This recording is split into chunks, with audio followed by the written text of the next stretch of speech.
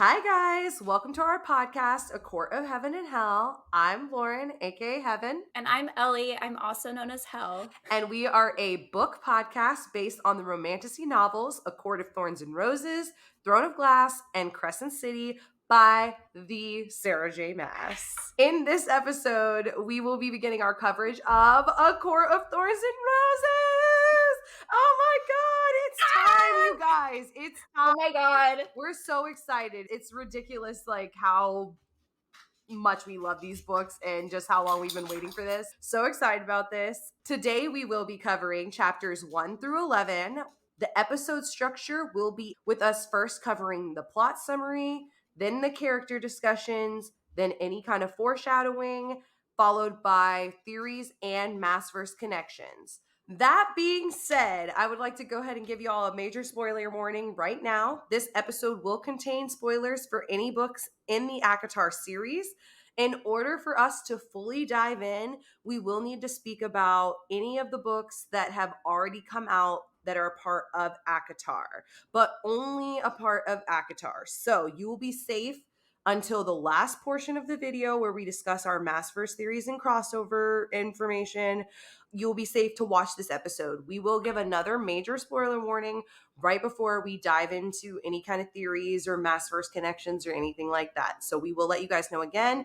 But for this portion, if you have not finished all 5 books in the ACOTAR series, we highly suggest that you pause this video, save it, go read the books, and then come back and join us when you're finished. We want to go ahead and give a content warning for our podcast. Please see our show notes for content and trigger warnings. We are an adult podcast, so we will be cussing and talking about sexually explicit things. So please just be aware of that.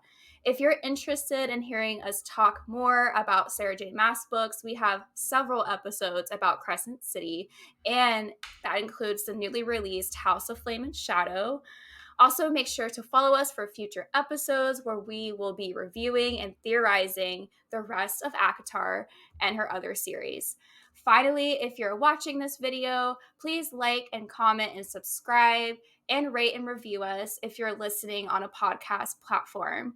We're still a little bit new. This is our second month I know. now, or Yeah. month and a half maybe. So we're still trying to grow a little bit, and we have been. It's really exciting. People have been so supportive. Anyone who comments or DMs us stuff, like, thank you. We see all of them. It's awesome. We appreciate it. Seriously, guys. And now we're gonna get into ACOTAR. It's time, you guys. Sorry for that Okay. scream you just heard. Yeah, sorry, but not really, because these books are my fucking favorite series by Sarah J. Maas. Period. So a little bit about our background of how we got into ACOTAR. Lauren, I feel like you should start because you got into it before I did. Yeah. Okay. So basically, literally what happened is, and I did talk about it a little bit in our introduction episode, but it was COVID, right? It's 2020. Was it? Yeah, it must have been 2020, like early 2020. So everything shut down. My work schedule gets cut down. I've been reading a little bit of contemporary romance from this point because, like, low-key, your girl likes smut. It is what it is. So I've been reading some, like, smutty, I don't know, like mafia, billionaire books and all of that. And then across my suggested comes ACOTAR. And I'm, like, thinking to myself, like, you know what? Growing up was a fantasy girly. I loved Twilight. I loved Harry Potter. A lot of books that we don't need to get into, but I was reading all of that stuff. And so I'm like, oh, it's got a little bit of smut and it's fantasy. I'm going to check it out. And when I tell you, the minute that I read this book, I was like obsessed. I couldn't stop reading it. I had to buy every single one. I just loved it. And I loved it so much, and nobody else I knew was reading it at this point. So I was like, Ellie, I need you to read this fucking book. I need somebody to talk to about this. And so I got Ellie to read it too. And all I can say is life has never been the same since, okay? Yes, this is true. I also will say, me going into ACOTAR, I did kind of know a little bit, because the reason why I was sold on it I feel so bad was about this, because, guys. no, honestly, it didn't really affect my reading too much because, I don't know, it just didn't. I was waiting for something to happen. Yeah. But she sold it to me because she was like, you have to read this fantasy romance book that I just got into. You would love one of the main male characters. He has tattoos. They're like fairies. He has dark hair. And I'm like, okay. And okay, I want to read it. And then I started reading Akatar and I was like, who the fuck is this blonde guy? Yeah, I feel kind of bad about that, but I needed you to stick with it. I was so confused. I was so confused, but I ate this shit up, and True. I ate it up so much that I actually stopped in the middle of Akawar because I didn't want it to be like over. So I stopped reading it for a few months, No. and then I was like, no, I need to get back into it. So I reread everything again, and then it just really was like such a slippery slope for me because then I got really obsessed with it and then a bunch of other series. And I read Throne of Glass and Crescent City within 4 months. Like, Yeah, it it was does so that. fun though. It does that. Yeah, it's so Yeah, these weird. books are addictive. It's so weird because I had a copy of Throne of Glass for years. My sister had, I guess, read it and left a copy at my house. And I had one on the shelf and it just sat there. It sat on my bookshelf for the longest time. And it wasn't until I got into ACOTAR and I was like, wait a second, is this the same author? So I was like, of course I have to read Throne of Glass. And then it just, the spiral from there. Like, just, I have never been more thankful for anything. I'm so happy that by whatever means these books came into my life, they are my Roman Empire. I don't know what else to say about it. We talk about this shit all the time. We love it.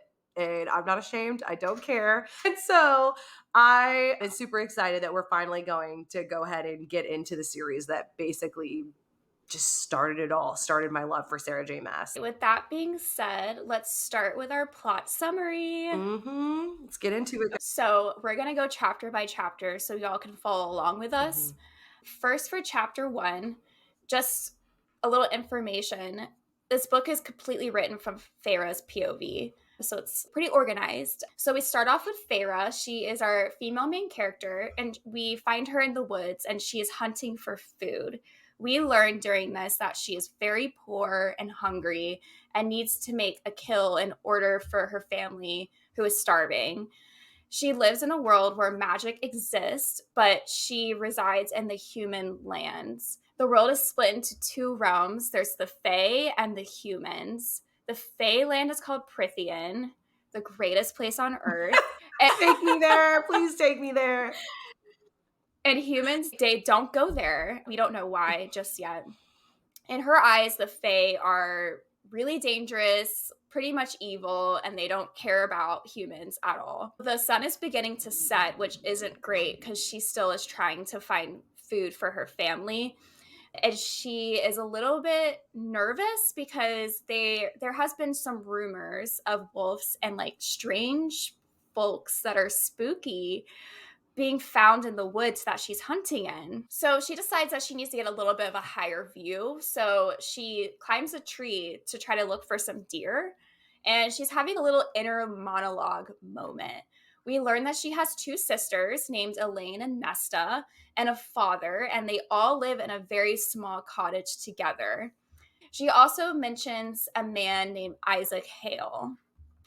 So when she gets up to the tree, she finally spots a small deer that could feed her family for about a week or so, which is great for her because they don't have any food at all. They're Nothing. They have starving. nothing. Like they have absolutely nothing, and there's 4 of them. Yeah. Right as she's about to take aim at this deer, she spots golden eyes from a bush. It turns out to be a very large wolf, and it's described to be about the size of a pony.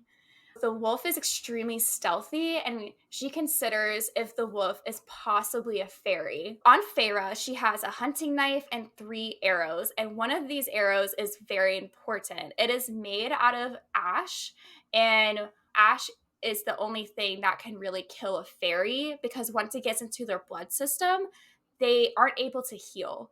So it's a lot easier to kill a fairy if you're a human during that. And also, the High Fae actually burned all of the ash trees. So the wolf goes after the deer and he bites the deer's neck. She makes a decision to use her ash arrow just in case it might be a fairy. She is kind of leaning to it not being, but she wants to be a little bit more careful. So she uses the only ash arrow that she has, and it ends up going straight into the wolf's side. And then she decides to do another killing blow. So she shoots a regular arrow and it goes straight through his eye. Period. Yep. And that kills the fucking wolf. And the wolf is like extremely surprised during this whole interaction. Mhm. And she's unable to carry both animals. So she decides that she's just going to skin the wolf so that she can sell the pelt in the market and get some more money for her family so they can buy some more supplies and foods. So in chapter 2, Feyre makes it back to their cottage and it's past sunset and she hears her sister and she knows that they probably both didn't chop the wood that is needed for their fire.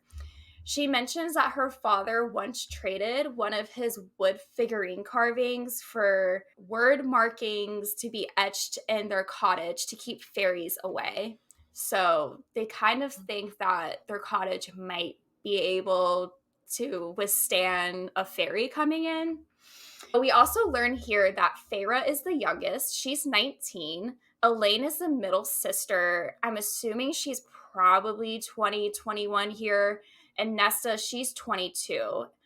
And they all have the exact same golden brown hair. But I do think Elaine might have like slightly lighter hair, but like barely. Like it's pretty identical. Yeah. So their father's leg is completely fucked up. We learned that he was like basically like kind of assaulted, to put it bluntly. Like he had investments that I'm assuming he wasn't able to pay them, and the creditor came in with his men into their home and they beat him, and now his leg is just unable to be used.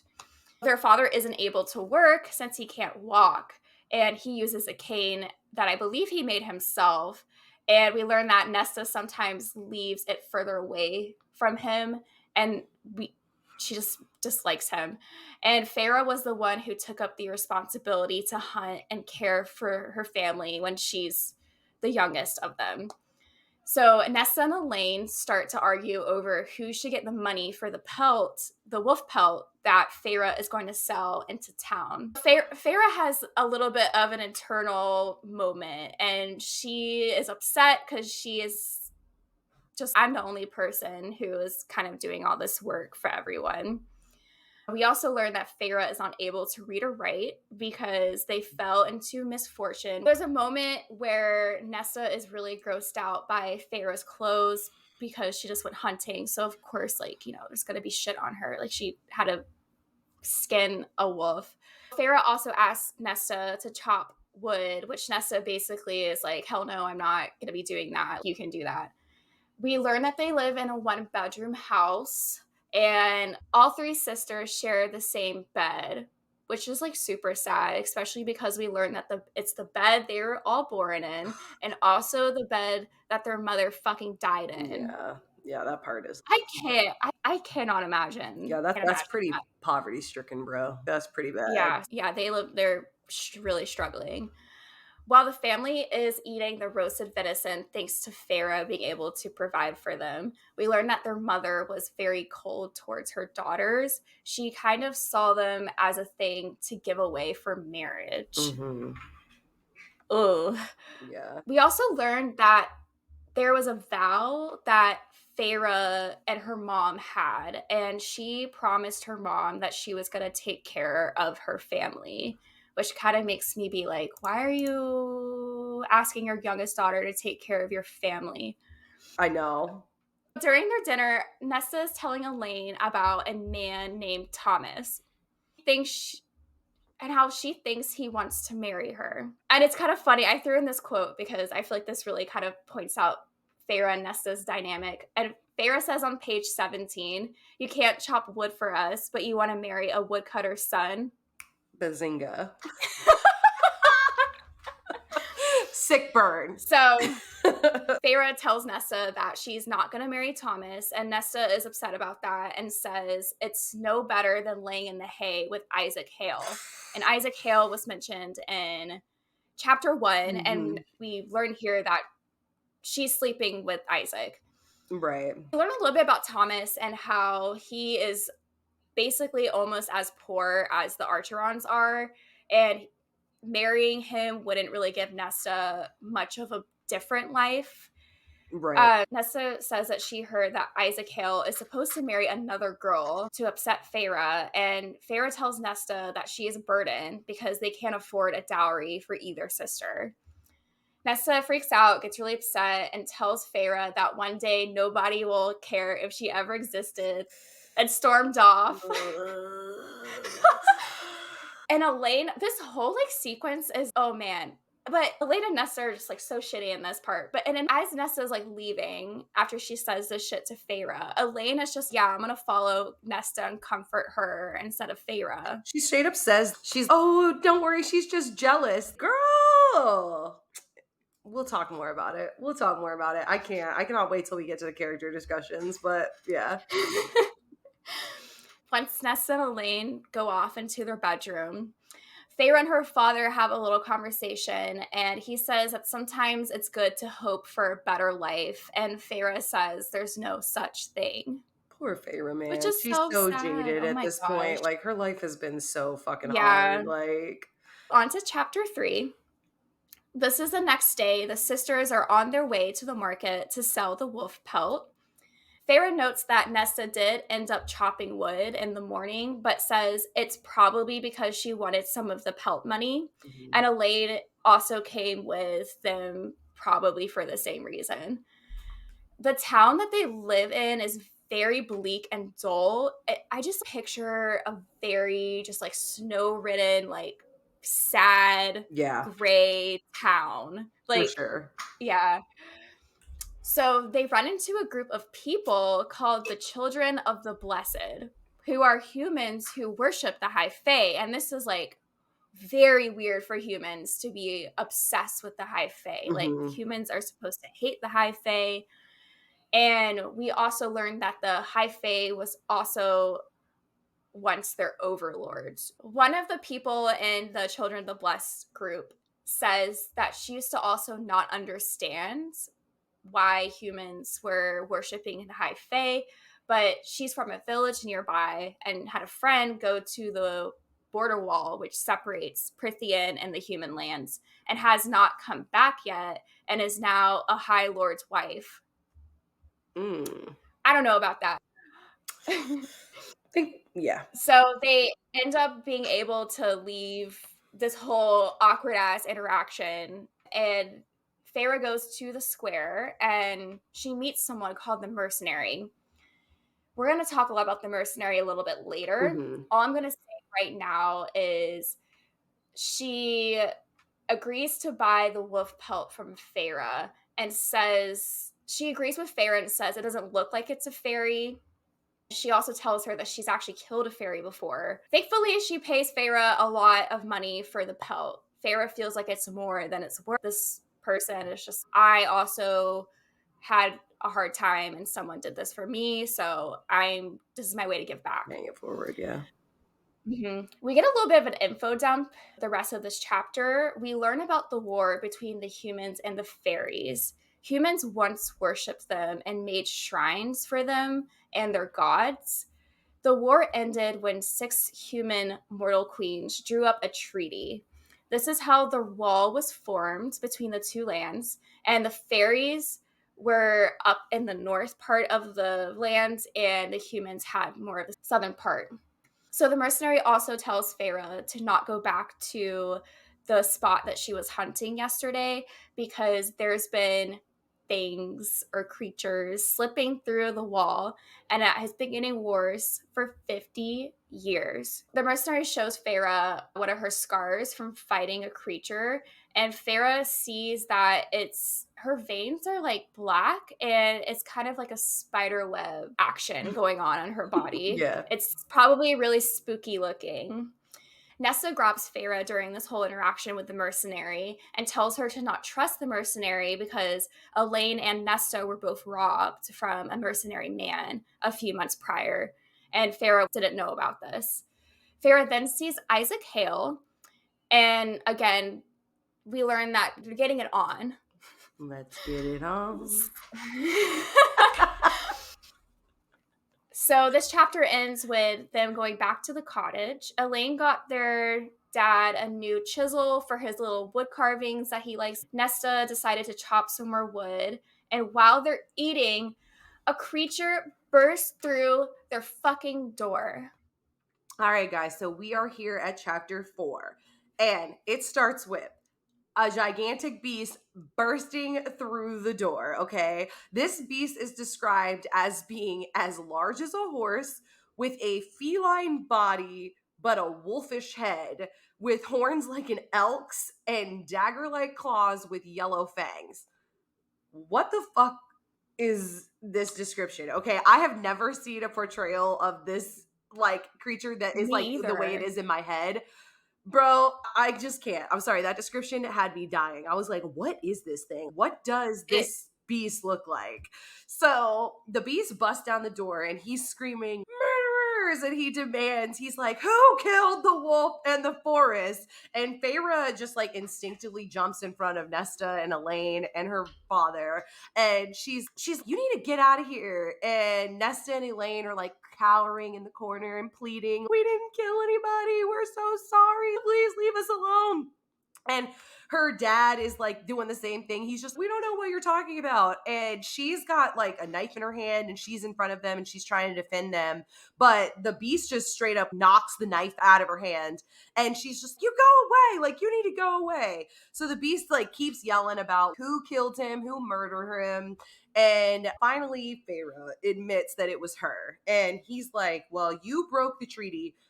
And the only way to fix this is basically a life for a life. So she's like, okay, shit, man. Can you at least take me outside to kill me so my family doesn't have to clean up the mess in here because this is all we have and they can't have it getting all bloody and gross. So could you at least do me a favor and kill me outside? He basically just like laughs at her and he's, okay, look, since you had the balls to ask me where I would kill you, I'll let you in on a little secret. A life for a life doesn't necessarily mean that I have to kill you. There's a loophole. So you can either die tonight or I can take you to Prithian with me and we all know that Feyre doesn't trust the Fae. She doesn't want to go to the Fae lands. And the beast tells her, you can live here. You don't have to die. And she's still questioning him. And she questions why he even mentioned the loophole in the first place. And he basically like snaps at her and is, do you really have such a low opinion of fairies that you think like that we don't know what mercy is? And she's kind of, yeah, actually, yeah, I do think that shittily of fairies, but okay. So he offers her the choice one last time. And her dad jumps in, which is kind of sweet. And he's, I can get gold, please. Like, I can pay you. Don't take my daughter. And the beast just looks at her and he's, what do you think your daughter's life is worth? What price is it? And Feyre is kind of touched at this point because she's thinking to herself, like, my dad can't make any money. The only way that he can make money is by going out and begging. And so she knows that he doesn't even have the ability to do this, but he's just grasping at straws to try to do anything to save her. Finally, she's like, okay, I'll go with you. Okay. Please just don't hurt my family. I'm the one who killed the Fae. Please, like, I'll go with you. Just leave them alone. And she asks him, she says, when do we leave? Like, how much time do I have? And he's, you have no time. We're leaving right now. So she just goes and gets her one bag of shit because Feyre doesn't own anything. She's saying her goodbye to her family. And she's like telling her dad, this is how you make the meat last. You can take this and you can stretch it out this way. Go through the fresh meat first, then make jerky. Please find Isaac in the spring. Like, he'll show you how to make traps to hunt for rabbits. So she's really just showing how concerned she is about the well-being of her family and how she doesn't want to leave them in a bad situation like they're in. She tells him that he needs to save the rest of the money that she got for the pelts and make it stretch as long as possible. And then right before she's about to leave, she looks at Nesta and tells Nesta, do not marry Thomas Mandray. His dad beats his mother and none of the sons do anything to stop him. And so that is definitely the reason why we find out like why Feyre was so anti her marrying Thomas earlier, is that she knows this about, the family and she doesn't want to see her sister end up in a bad situation. So that's the end of chapter 4. And then we go into chapter 5. So at the beginning of chapter 5, Feyre and the Beast are heading into Fey territory, which is in the north. And we learn that not much is known about Prythian in the human lands because most humans that actually make it over the wall don't end up coming back. Feyre states that she does know that amongst the humans, they believe that the High Fae ruled over the northern part of their land. So basically where they're headed, which is Prythian.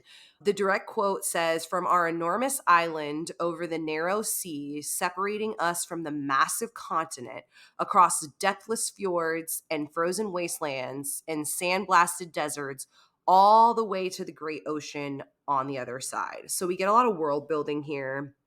She also says that some of the territories were empires, some were ruled by kings and queens. And then she says that Prythian specifically, which is that land to the north of the human realms, is ruled by 7 high lords, beings of such unyielding power that legend claimed that they could level buildings, break apart armies, and butcher you before you could blink.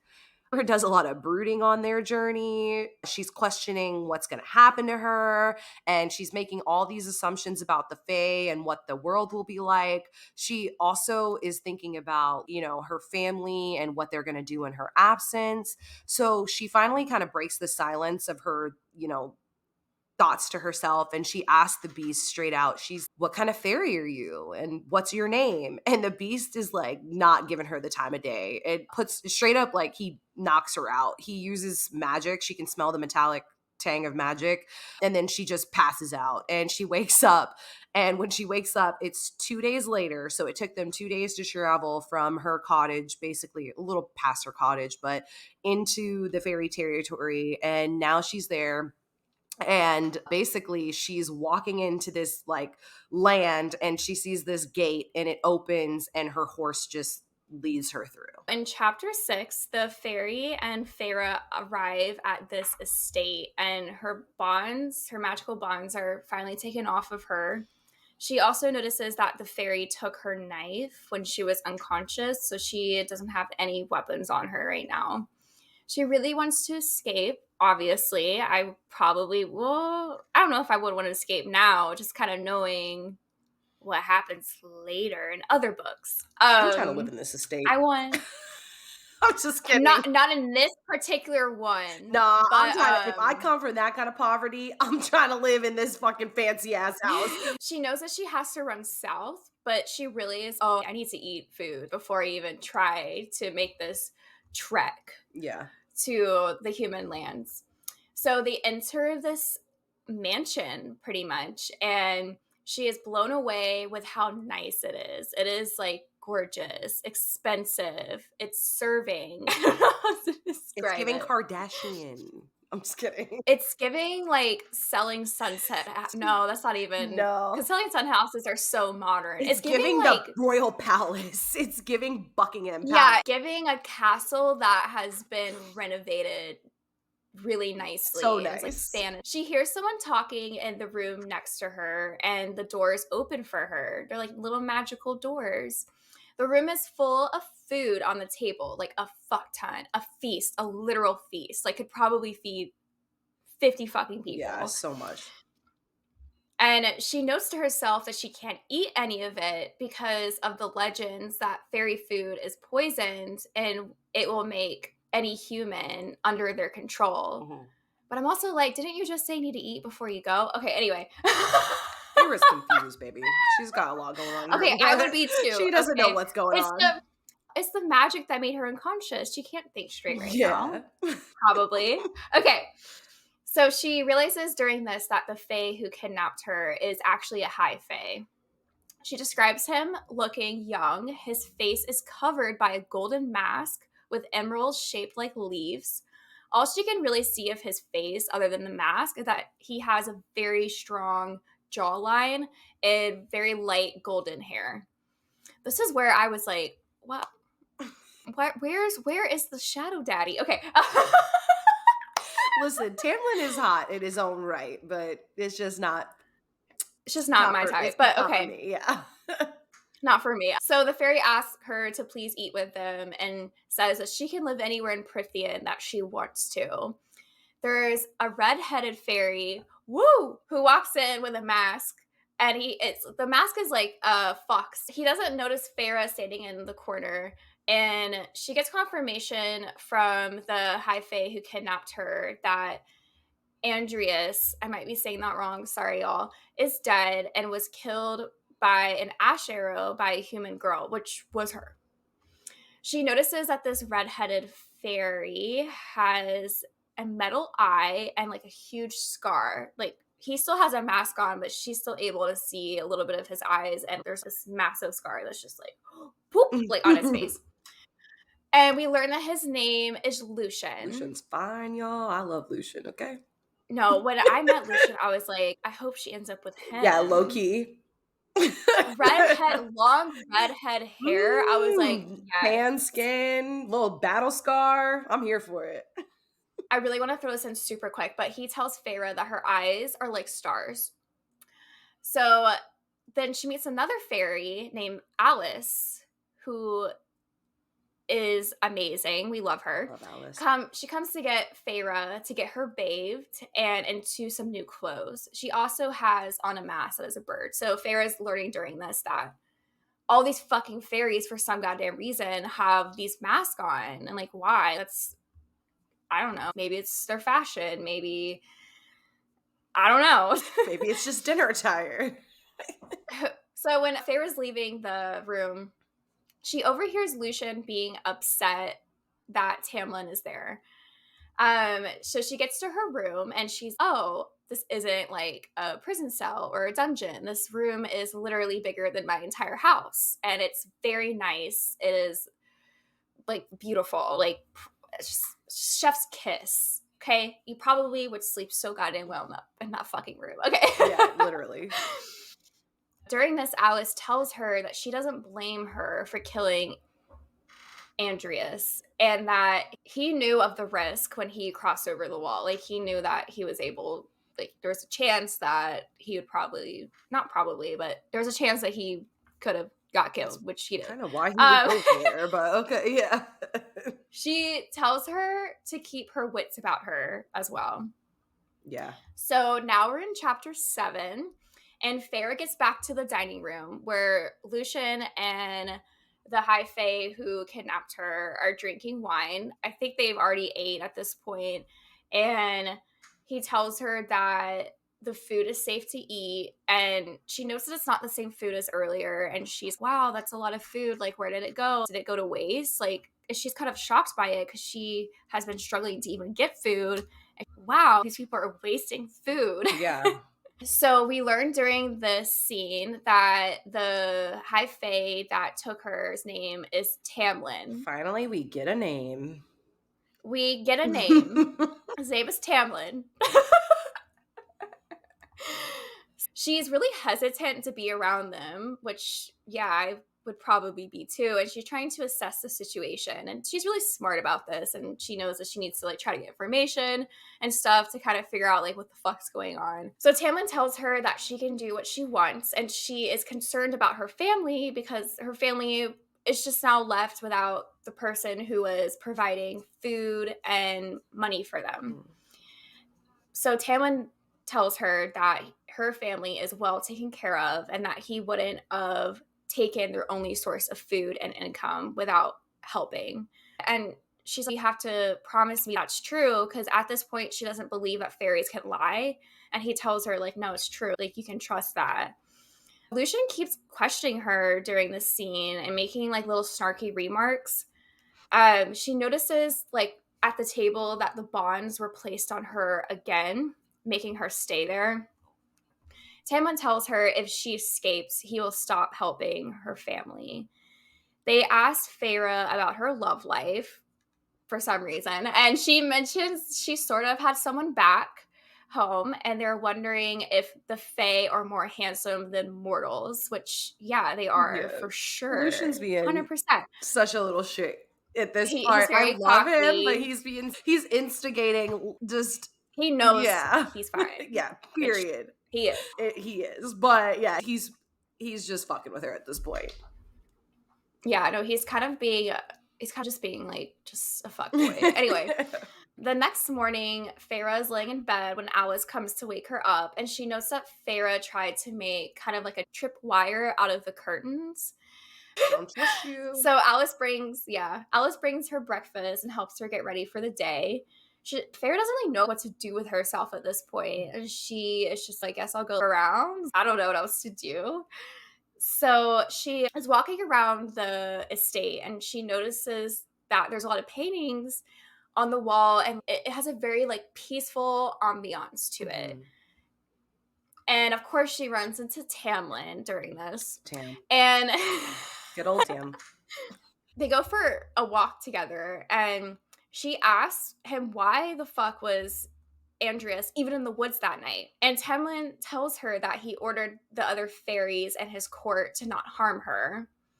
He tells her that there has been a sickness in the lands for 50 years and could make it to the mortal side soon, which is concerning. And also remember, the mercenary also says something about 50 years.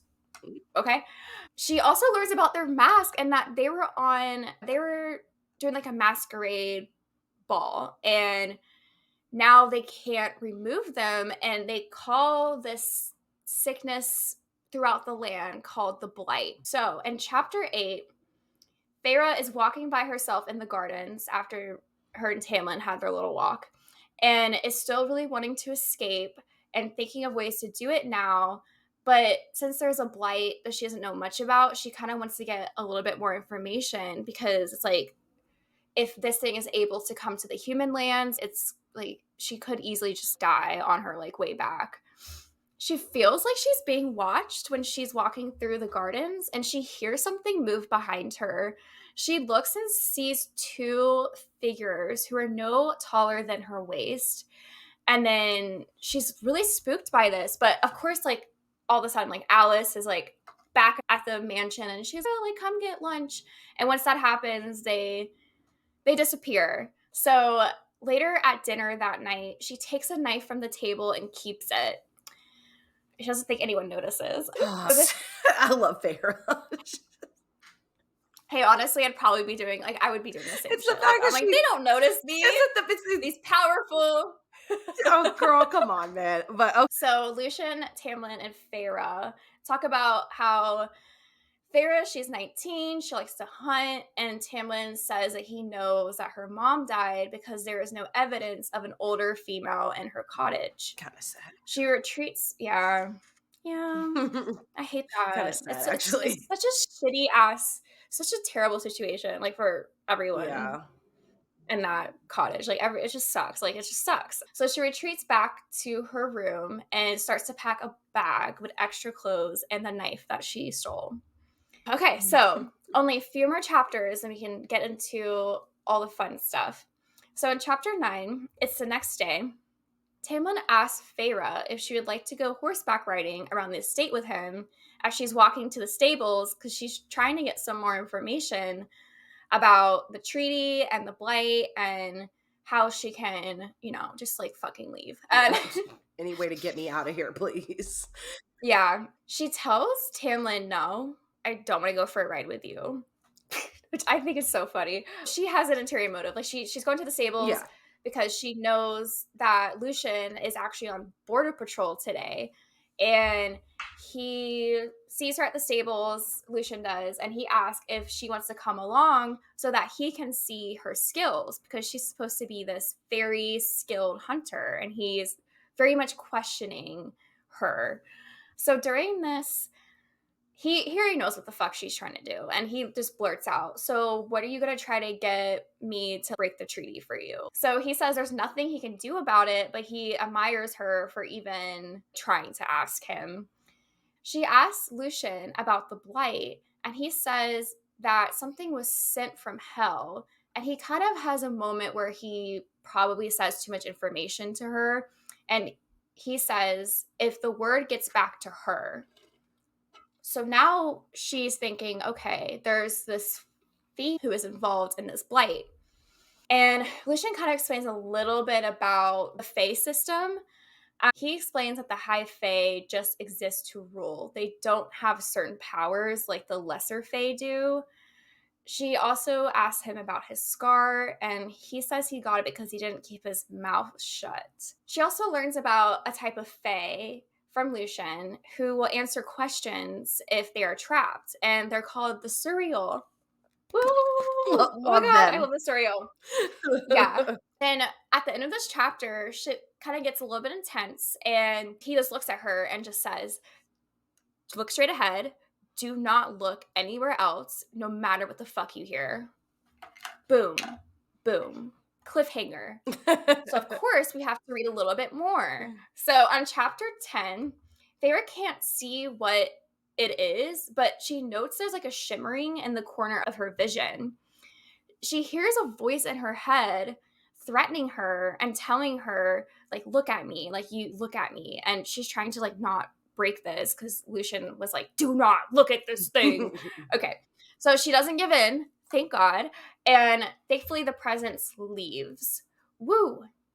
Feyre was like, what the actual fuck was that? And Lucian tells her it was a creature called the Bog, and it can only kill someone when they acknowledge it. So on their way back to the estate, they kind of get into a little bit of a I don't want to say argument, but it's a conversation about humans versus Fae, and Feyre doesn't really back down to him, and he's not used to that at all, and he actually kind of appreciates it that she is able to like Stand up hold to up her him, own, yeah. I guess. Yeah. So back at dinner, when they get back, Tamlin is like really butthurt that Lucian and Feyre went out on the patrol, and she said no to I him. will say I kind of understand his feelings there. He is butthurt, but she straight up was like, "No, I want to be alone," and then she went out with Lucian. So I kind of get it, but okay. So during this dinner, Lucian mentions to Tamlin that there is a bog in the forest, and Tamlin is like, "What?" And he like immediately like, gets up and just dips. Bye. See y'all later. So we learn that he's gonna go try to hunt this fucking thing. And Feyre goes back to her room. Oh my god, and she's looking outside because she's like concerned about Tamlin returning. Aw. And this is when I was like, oh man, it's gonna be Tamlin and not Lucian. God damn it. So the very end of this chapter again is on a cliffhanger. And she sees something moving out in the garden, and she sees her fucking dad. Oh my gosh. All right. This is the last chapter What's he doing out there? of this episode.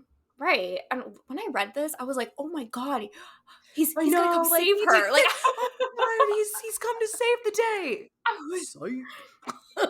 no, literally. Okay, so chapter 11, she sees that her father is waiting by the hedge, and she climbs down her fucking window and runs towards her father, who is trying to lure her out a little bit. When that happened, I was like, okay, this is like You're some like, wait shit a going on. second, yeah. Yeah, all of a sudden, Tamlin comes out of fucking nowhere, and he grabs her by her arm and tells her, like, no, look again. And then the figure actually turns into her father and Nesta and Elaine. So obviously that isn't actually him. Right. Tam calls her a fool for being tricked and blames it on her human senses. And that if she's going to try to escape, to at least do it in the daytime, because there's a lot of evil creatures out at night. She tells him she wants to go home because she made a promise to her mother. He says that she is fulfilling it by being here because when she is trapped here, her family is going to be taken care of, like what he mentioned earlier. She asks why Lucian told her that there are sentries at the estate, but she hasn't seen one yet. And Tamlin tells her it's because they're at the border and he doesn't need them when he is here. So we're starting to learn a little bit more about like how powerful Tamlin really is. Tamlin tells her he has spent most of his life actually trading on his father's warband at the border, and that running these lands were actually not supposed to go to him in the first place. The creature who tried to trick Feyre was called a puka. The puka actually uses someone's desires to try to lure you, and then it eats you. So they're actually able to get on the lands now because of the blight, and they weren't really able to go in this territory before Mhm. the blight. Over the next 3 days, Feyre joins Lucian on his patrol while Tamlin still hunts for the bog. Tamlin is not around much during these days, and Feyre tells Lucian that she can tell he is worried about him. Lucian says Tamlin sometimes gets in his moods. And then the chapter ends with Feyre is having a nightmare about shooting Andreas, and she wakes up anxious and uncomfortable. I think she's kind of starting to have a little bit of empathy for High Fae and Mhm. starting to see they're not all of them are like these terrible creatures, and like they are kind of more human than she was told growing up. Right, right. So she's starting to feel that guilt. Yeah. So yeah, that was the end of our plot summary. All right, so jumping into our character discussions, I want to start with some of the like lesser characters, I should say. Not necessarily not important, but they're just more side characters versus main characters. So we have Isaac Hale, who, in my perception, is kind of like just this quiet, sweet, helpful, kind of simple kind of man. He's there for Feyre, but he's not really, trying to be her man or anything like that. He's got other obligations and they're just having a good Mhm. time, but he's not necessarily like a bad guy. He's just, he's just sweet, simple. And then we have Thomas Mandre, who is somebody that I don't like. And I hate yeah, my him perception of him is not great. so much. From what we've learned so far, I kind of feel like he's kind of like a user. He's definitely using Nesta. Feyre straight up said that he was like, rude to people in town. Like that she had seen the way that he interacted with people around the town and she didn't, think he was like a good guy. She didn't like the way that he talked to people that were kind of like under him, even though he's not like some rich dude either. Mhm. Definitely not a good portrayal there. And then I'm kind of seeing him to be selfish as, like when it comes to Nesta, like he just wants her attention, really. He has no good intentions there. And not even in the same way as Isaac, who's very upfront and honest about what's going on with him and Feyre, but he's kind of misleading Nesta to feel like, they could possibly be something, knowing all the while that's not really where he's wanting things to go with her. So yeah, not a great portrayal of him, let alone what Feyre said about, him literally watching his dad beat his mother and not doing anything about it.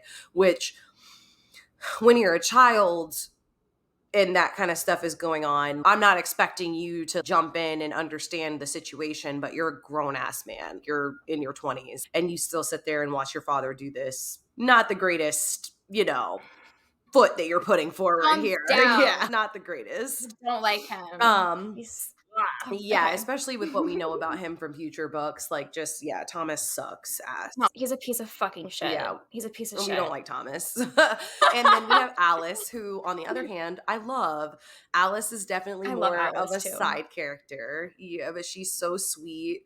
But she's sweet, but she's also like stern and she's not taking any shit off Feyre. Like she's calling Feyre out, but she's being nice about it. Like when she almost tripped over the trap that Feyre set up, she was like, "What the fuck are you doing? Did you really think that this would stop Tamlin?" But she's not mean. She's just like straightforward and very concise, and I love that about her. She's definitely a caretaker, and she's just I don't know. She's wise, and I love Alice, and she gives Feyre some of the best advice that she gets in the whole book, which is just, pay attention, keep your wits about you, keep your eyes and ears open. Like you will be deceived, like things here will try to deceive you, but just remember, who you are, keep your mind right, and you'll be okay. So I love that about her.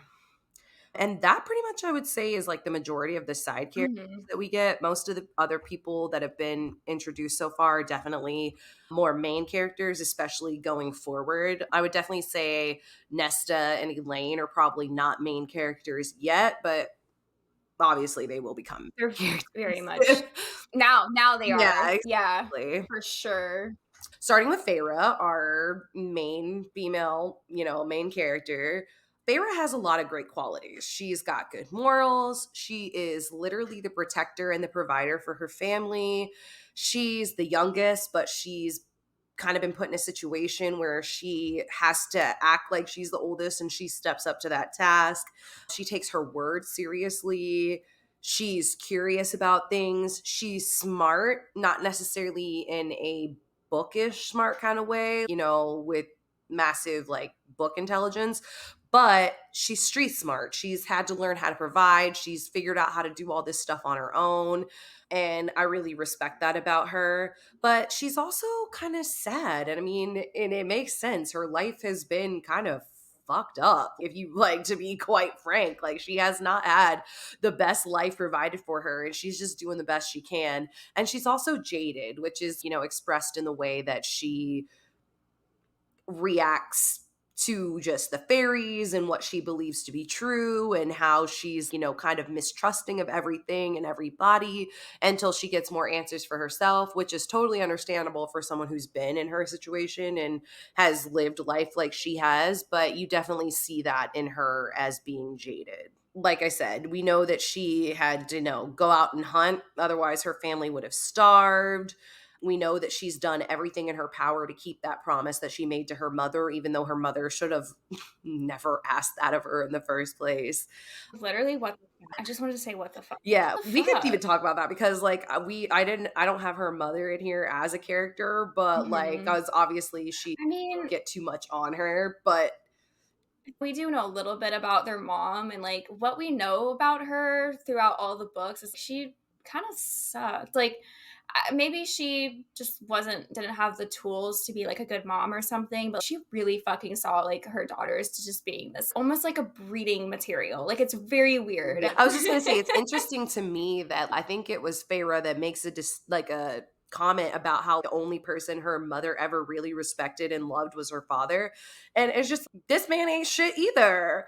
You respected and Yeah. loved this man who didn't even step up to take care Oh! of your family when it was really fucking serious. I It's the way I just thought of this. It's the way that we learn from, like, Silver Flames that, like, her mom was, like, literally, like, prepping Nesta to marry, like, a high lord, and same for Elaine, and I don't think she ever really had that same relationship with Feyre, A though. little bit. Her mom said that she was always kind of a weird child, but she did mention that, or Feyre mentions that the only time her mom ever was interested in anything that Feyre thought was when she was trying to think about how her painting talents or like her specific talents Mhm. could catch her a man, Yeah. basically. It's just like a I'm just like, pattern. "Girly, not my whole life doesn't have to revolve around me finding a fucking Yeah, man." but I don't it kind of makes know. sense why so It much was of Feyre's story is based on who she's with at any given moment. yeah.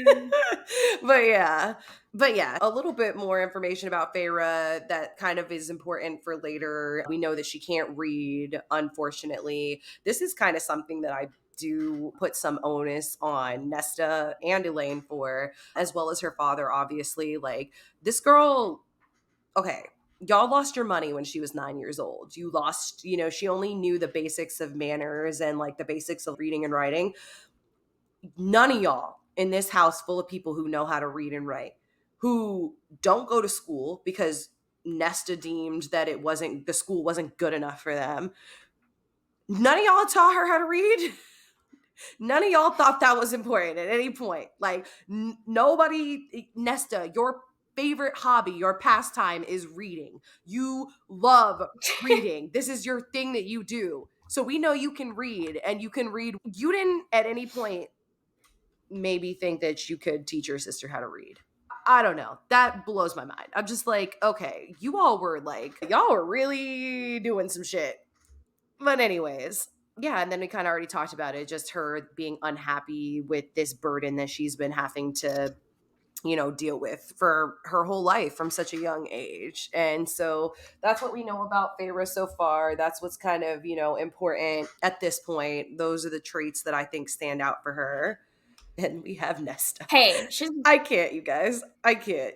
This is such a, I don't know, back and forth with me and Ellie because I hate Nesta, at least at this point in the story. And not even just at this point. I hate her pretty much for the next 4.5 books. I wanted to mention this because I think this probably affected how I read this book because I have to say I've never been a Nesta hater ever. But I think it's because this was like the first book I really got into as an adult, I believe. And I wasn't really reading it to analyze the characters and think of how I felt about them. So I just read this and I was just like, okay, cool. I think if I had a different reading experience with it, I might have had different feelings about Nesta, at least in this book. Because people who, like yourself, for example, people who like really hated her in the first four books, but for her book, people started to understand her a little bit more. There's people out there that like me who like never really hated her. And then there's people who like really hated her and still do. And then there's people who like hated her at like the jump, but now like her. Mhm. And I don't know. I just had a different reading experience, I think, with reading this. Cause like this, I mean, obviously in this book, she kind of fucking sucks. Like she's a bitch and like she's mean. But I also will say I am really a huge fan of a female morally gray villain. So that's just me though. But yeah. I think where my issue comes in is I don't have a problem with morally gray at all for female or Mhm. male, to be 100% honest. That's never something that has bothered me, but I feel like morally gray is not what Nesta is, at least in this book. Morally gray is, in my opinion, is when you are willing to do not good things for your morals. So you believe that something is worth more. For lack of better example, Resand, believing that he will do anything to protect his court, his territory. He's willing to do things that are evil, that are not good, to do that, but his moral objective is coming from a good place. Nesta is a fucking wounded animal and she's lashing out at people and it's not okay. She's verbally abusive to Feyre. She's borderline physically abusive and emotionally abusive and verbally abusive to her father, moving his cane purposely so he has to hobble farther to get it. These are things that, like, if somebody was doing this shit in real life, I could not. There is no, that's why, like, even sometimes when you've said, I understand what it's like to, or I used to be maybe not the nicest person sometimes to people. I'm Mhm. just like, girl, I don't think you were like Nesta. Like, I cannot see that. Maybe you were. I I Maybe you were. was. I Maybe. was. That's the thing, and I think that's why I will say, I think that's why I have so much compassion for her, because I never read a book that, like, a character that I can relate to that much has this amazing fucking arc, and I'm just like, wow, like, that's basically, like, me, Right. like, when I was, like, younger, and, like, thankfully, like, I got out of Right. that, like, thank fuck, and I'm a very different person now. Doesn't mean that I was right when I was younger and stuff. Same with her, but it's, I don't know. Like Sarah J. Maas is just really good at writing redemptions, Yeah. and I love that shit. But yeah, I don't know. I'm in my good Nesta era. Yeah, I get it. She's your favorite. I get it. I like Nesta now. I don't love Hmm. Nesta. I think, like, I definitely don't love Nesta the Yeah. way that you love Nesta. Hmm. She is a very interesting character for me. Every time I reread, like, ACOTAR through Yeah. like Hmm. Frost and Starlight, it, like, revitalizes this passionate dislike I have for her. And then I read Silver Flames and I'm like, okay, she does get better. She Right. does make a big sacrifice. She does do the work to redeem herself. But, like, then every time I go back, I'm just like, God damn, I forgot what a Hmm. fucking bitch she was. She, I, I can't. This girl went out is the only reason that you're surviving. You don't eat unless your 19-year-old little sister, you're 23 or 22 years old. You're a grown woman at this point. She goes out, she hunts, she carries an animal back on her frail body, her starving frail body.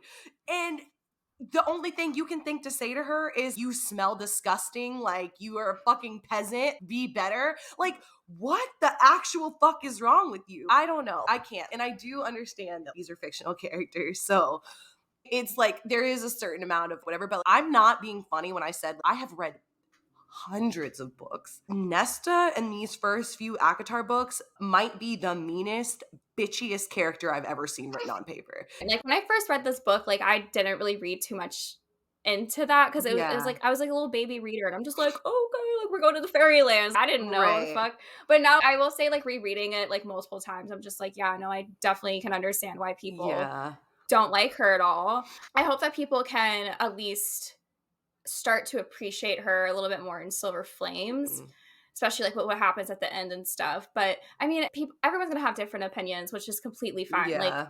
some characters people love, I don't typically like too much.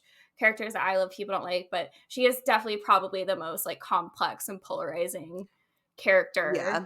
I will for say sure. 1000%. I had read, I think almost, if not all of ACOTAR before you, except for Silver hmm Flames. I literally did not read Silver Flames until after you read it and were like, "You should Oh my read god, it." Yeah, really? because I did not like Nesta. Like, I did not care. Like, I wanted to read Silver Flames less than I wanted to read Tower of Dawn, okay? I literally, because I did not like her, like, at all. Oh, I know. And so I was like, a whole book from this bitch's perspective? I can't do it. But you did convince me to read it, and it is a great book, and it definitely sets up a lot, and it's very important. So I highly recommend it to every single person that has enjoyed the Mass, the ACOTAR or the hmm Masters in general. But yeah, no, I had no desire. I bought the book before I knew it was her book, and I had it on my shelf forever before I finally read it because you were like, it's good or whatever. And I was like, okay. But yeah, no. And she does get her redemptions, not because she just did this one thing. Do I think that she gets redeemed? By the way, it's because she owns up to her actions and apologizes and acknowledges her behavior. That's why she gets redeemed in my book, not because she made this sacrifice. Because if she still treated Feyre like shit and made that sacrifice, I wouldn't have forgiven her like that, to be 100% honest. I also think that it's important for me to say that I think the reason also that like I consider her so bad and why I dislike her so much is because her main victim that we get to see, didn't do anything to her. Didn't do anything but Oh, step up. Yeah, Feyre? exact Feyre. It's not okay. I don't want to spoil things from other books or other, television entities or anything like that. So I don't want to use specific examples, but I've seen and read and experienced plenty of characters that were bitchy to people, maybe even bitchier than this, but people that like deserved it, people that wronged them, people that did, Mhm. were not good people, or people that did something to them and they deserved. I don't mind revenge, like I said, or even morally gray. I think my only issue here is that it's like her choice of victim. Feyre literally didn't do anything but fucking save your life, take care of you, provide for you when you refuse to provide for yourself. And like she's over here fawning over Elaine, who's useless and does nothing. Like her codependency on Elaine is fucking weird. And you are a fucking bitch to Feyre, who's literally keeping everything together. And I also think something else important to say is that as the oldest in my family, I think that's another reason why I have such a disdain for her, because I'm just like, that's just not what you do. As an oldest child who experienced having to step up in a big way before I probably should have, the lack of respect that I have for her at this point is it's a different it's a different visceral dislike that I have for her. Right. So obviously your life, your, story, the way that you relate to a character is always going to affect your Mhm. opinions. Like anybody's, you feel like you relate to her, whereas I feel like I'm like almost like the complete opposite, where I'm like, I just can't relate to her at all. Like at all. I was a bitchy teenager in the way that like I don't want to say all Mhm. girls, but like a lot of girls go through their, teenage bitchy stage. But I was never just mean for that. I was it's a different level of mean. So like telling Feyre like the world so will forget you existed, and like just I don't No, when I know. reread that, I was like, "Oh," I'm like, "Oh, it's" That's all very valid point. I get it, like, I really do. But, yeah, like, from what you're saying, like, from my life and my perspective, I love her, but I don't blame anyone if they don't like her. Yeah. Because I mean, it is like it just depends on you and your background and how you perceive characters, and that's why books are so fun because everyone has really so many different opinions. And people are like very passionate about it too, which Yeah. like it's just cool. Like I love that, and I love having conversations like this, and I do appreciate actually that like we kind of have different opinions about a lot of characters because I feel like it just gives a good dynamic. Yeah, exactly. Like we could sit here and go back and forth and talk about like Yes. why it would be like you said in another episode, it would be boring if we just sat here and we're like, "Oh, yeah, I love Mhm. them," or yeah, they suck. It's no, Yeah. like, it's more fun that we Yes. definitely have differing And opinions about certain people, and you will see more of that in probably these next few episodes coming up, but and throughout the whole Akatar series. Even though I mean we have plenty of people that we both love, like Lucian. yeah, no, for sure. I think for the most part, we have mm, I think we're probably fit maybe Yeah, I I don't don't know know. actually. We have a good amount of people What we a weird agree fact. about and a good amount of people that we Yeah, don't agree about. One thing we agree on yeah. can agree on is that creepy ass motherfucking villains over there. Okay. No. We don't like the Bye. creepy people. We like maybe the people that have questionable, decisions or whatever, but the creepy people, they can Yes. go over there. No, right. Because it's like I even if I don't like a character, I try to put myself in their shoes to understand them a little bit more, Yeah. and but for certain villains, like, for example, Amarantha, who we learn about later on, Mhm. I just can't. But also really quick, I wanna say it's, like, about us, like, disagreeing about stuff, it's please know that it's possible to have different opinions and you don't have to be so rude about Yeah. it to each other. Because I see this shit online all the time, and I'm just like, "Wow, people are kinda mean about stuff if someone doesn't agree with them," and it's possible to have a conversation and learn about another person's perspective Mhm. and be respectful, and I hope that we are eluding that energy, so Yeah. hopefully people on the internet are nicer. Yeah, no, 100%. I mean, we're best friends. We don't agree about everything. I still love you. No I one don't does. hate you because No, you yeah, like I don't Nesto. It doesn't matter. You know what I mean? It's like at the end of the day, it's so interesting. And then also, like you said, like sometimes like I'll be talking about something or you'll be talking about something and I'll be like, oh, yeah, that is a good point. And we'll change our minds. right. You're never going to all agree 100% about anything. And if every single person read the book and got the same exact things, then it wouldn't be fun. We wouldn't have a podcast about it. Very true. Okay. Oh, and I guess the only thing I didn't really touch on about a few things I didn't touch on that were like not great moments in my opinion. No, they weren't.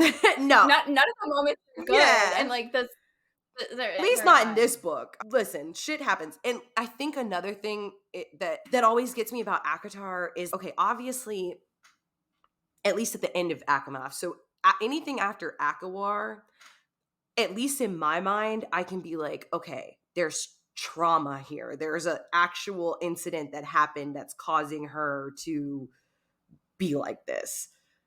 It's the Akatar thing where I'm just like, dude, nothing's even happened to you yet. Yeah, you lost your money. That sucks. And yes, your mom was a bitch and she raised you to be a bitch too.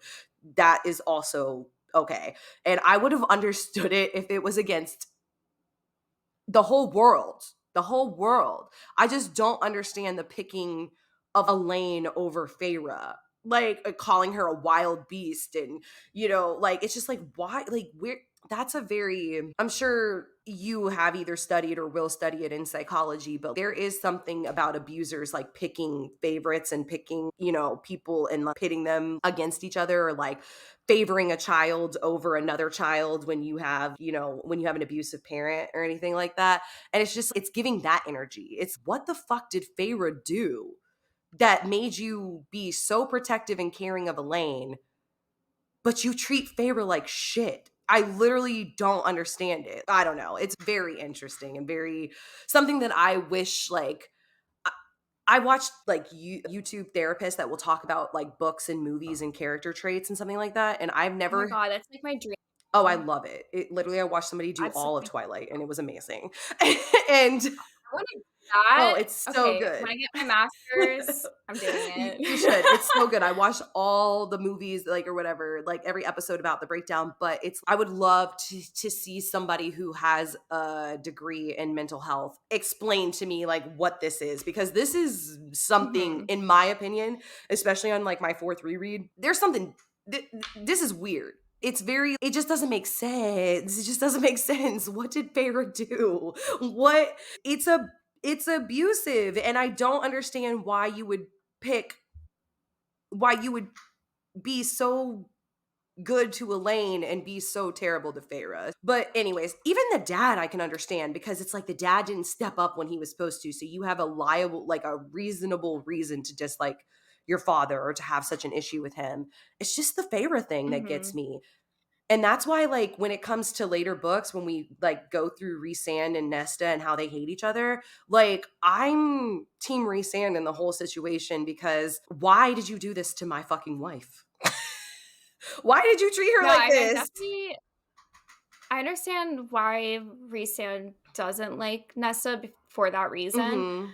I'm trying to think I think the only thing I can think of, at least right now, about why Nesta maybe only targets Feyre is because I think okay, I'm trying to think of, like, how to word this. Okay, so I think Elaine's just, like, this, like, innocent baby, even though she's, like, the middle Mhm. sister. But it's, like, maybe she's just so pure and, like, innocent that Nesta feels protective over her. Where Feyre, it's almost like she envies her and is jealous maybe that she is the one who does step up and Hmm. she is, "Okay, like, I wish I could be that person, but I hate myself so much that I can't." It's almost like a pride thing too, possibly, where she's like, "I don't wanna admit that I'm wrong." Right. That's just coming from, like, me, R but I don't know. I'm like, I definitely want That's at least an explanation. Like, at least I mean, that's I mean, it's I can think about it probably for, like, a little bit more and come up with something better, but, like, just on top of my head, that's, like, the best thing, but it's yeah. like yeah. It's one of those things where does that make it okay? No, nothing's gonna make it okay. No. It's just not okay. But at least that is an explanation for maybe why. For the Because it's just I do love Feyre so much, and Feyre, at least in Mhm. this series, is probably, my favorite female character, at Mhm. least main character. And yeah, so I think that's why I'm just like, why the fuck? Why Feyre? But at least that is an explanation. And it kind of does make sense that, like you said, like maybe her own pride and her shortcomings, like maybe she feels like a Mhm. jealousy for that, because it's in my mind I'm like, it's not like her mom favored Feyre over her mom. Clear Like, she was clearly her mother's favorite, and it doesn't seem like she gives a fuck about what her dad thinks one way or the other. And so it's just that's something that's always just kind of been in my mind. It's just like, why? But at least that Yeah. is an understanding. And when she's mean later on into, like, Cassian and Reese and all of them, it's she doesn't like Faye. So in my mind, that also makes sense. So I think that in my mind, the only person that she feels like who's been victimized by Regina George, like the only person that I actually fucking concerned about is just like, why Feyre? But at least that is a little bit of, I get that. So yeah, we talked about Nesta for a really long time. I No, I knew that was probably gonna be, like, the biggest chunk of this episode, and if y'all wanna add anything, please do, because again, this is, like, a very polarizing character, yeah. especially in this first book, Yeah, so that's a good point. Let us know in the comments what you guys think about Nesta. Are you team Nesta? Are you not? Were you disliking Nesta and now you kind of like her or feel differently about her? Is she your favorite character? Let us know. I'm, like, very curious. I see a lot of different things on the internet. Like, when I'm going through Instagram and stuff, it's always very polarizing. Like you said, it's always either people either hate her Mhm. or they love her. And I have a little bit of a different opinion because I'm kind of halfway there. It's like when I say I hate her through the first 4.5 books, I mean it. But at the end of Silver Flames, I like her. She's cool. Like, she does the work. I think that's the most important thing for me is she does the work and she asks for forgiveness. And that's why I'm able to let it go when I get there. But obviously, every time I revisit the beginning, I'm always like Right. You s re-infuriated. yeah, it's whoa, it's like you see her, this, like, terrible person, and then she gets to grow into someone else, Yeah. and I just like that, and I do think there might be some other characters that we're gonna see have that later, Yeah, I but definitely yeah. think so too. And I will say this as well, just before, without dwelling too much on it, but I would like to stop and for a second just say to myself, imagine if the worst things you've ever said, ever done, ever, been to somebody was on paper, and every single time you had to go back and reread it, it was there again, and you had to reread it and re-acknowledge it. There's probably some shit about myself that I would hate too. So I'm definitely far from perfect. And if Yeah. all my worst moments were on paper in a book that was like constantly going back and revisiting, definitely, like I said, I probably wouldn't like myself That's either. yeah. No, I really I appreciate that point of view too a lot. Yeah. I think that's a really good point. Yeah. Just because. Okay. Anyway. Yeah, exactly. Moving on. So now to the dough, the fucking fawn, to Yes. the fawn. The codependent, whatever. We've got Elaine. So Elaine is sweet. She's got a sweet demeanor. She's not Mhm. cruel. Feyre even says that she's not cruel, but she has a lot of the same negative traits that Nesta has, at least this point in the book. She's kind of clueless. Right. She's definitely selfish. She's definitely cowardly. And she's not doing anything to help Feyre either. You're also the middle child, probably closer in age to Nesta than to Feyre, and you're also not stepping up. You also hid when the debt collectors came. You also hid behind Feyre when Tamlin came and knocked down the door. You've kind of got this doe-eyed, I just go through life experiencing everything and not really having an opinion or saying anything. So yeah, that's kind of where we're at with Elaine now. She's not the worst character. She's definitely not the best character. And I just want to make a note that I know is heavily on social media everywhere, but I just think is hilarious. It will always be hilarious to me is the fact that she's this gardening like queen and she never took the time to grow a vegetable. Oh my god. I never thought about that. You've never thought about that? This girl grows flowers left and right. She's the I gardening never thought queen. about You never that. thought to grow a carrot Why didn't you grow or a veggies? No, cucumber literally. or I'm like, is there I'm over anything? here trying to think of reasoning. Is it too cold out? But I'm like, but there's vegetables that grow in winter. Oh my god. That is such a good oh, it's so Come on, man. I mean, for me, I just think that Elaine is, like, just painted to be such this, like you said, like, clueless ass person, and did that thought even cross her fucking Probably mind? Like, not. I don't even know. Like, it probably didn't, but if it didn't cross her mind, I wish someone else in the family would have been like, "Hey, since you're, like, able to do this, could you maybe can I buy you some seeds? And you tend the garden or something?" I don't You know. I guys really don't know, but that is such a good fucking you guys point. are arguing over who's gonna get this and who's gonna get that, and you buy your dad these wood chiseling tools for his figurines, which is sweet because that's all he has. But y'all are starving. Mhm. Y'all are starving. Seeds have to be less than wood chiseling tools. That You that always grow makes me flowers. You think. buy flower seeds. You're getting the seeds for your flowers from somewhere. Nobody has It carrot seeds. Nobody has, like you said, winter vegetable seeds, squash, zucchini, food. It makes me think that's might possibly just be, like, a plot It hole ha- because that, like, really doesn't make any fucking sense. Because it is true. Because like, Feyre literally buys her fucking flower seeds, and it's like, you would think that Feyre would have the idea of, "Oh, I'm gonna buy her some vegetable seeds," She's but like, she doesn't, and the that doesn't vegetables are really pretty. align. I think it's probably a plot hole, I think. I'm gonna go with that because that, like, legit does not make any goddamn sense to We're me. gonna That is so weird. we're gonna find out in like Elaine's book, like some weird reasoning behind that. But yeah, no, that's just something that is Oh my so funny to god. me. It's always sound just like from the first time. And I'm not gonna take credit for it because I definitely saw somebody else point this out on social media at some point. But it is just so funny to me. It's girl, you out here growing anything but a vegetable. Or a fruit or anything that could be The grown in a fuck? That's garden. so funny. So, all right, and that's sweet baby Elaine. But yeah, so we learned a little bit more about Elaine and Nesta going forward, but those are the initial conversation. And then Archeron dad. He doesn't have a name. He's just their father. Same kind of traits really as Elaine, I guess. Not like he is Yeah. sweet, he has that moment with Feyre where he tells her like don't take their hope away, like it's the only way we can endure, and like he does try to stand up for Feyre a little bit when Tamlin comes to take her away. But for the most part, he's cowardly. He's kind of absent even though he is there physically. He's not really doing much as a dad. He's definitely let his injury take over more than he probably should have. He could have at least suggested to Elaine to grow some vegetables. And yeah, and also he's kind of weak. I mean, just, in general. I mean, now that's, neither here nor there. I don't mean like physical strength. I mean like he's weak willed, I should say.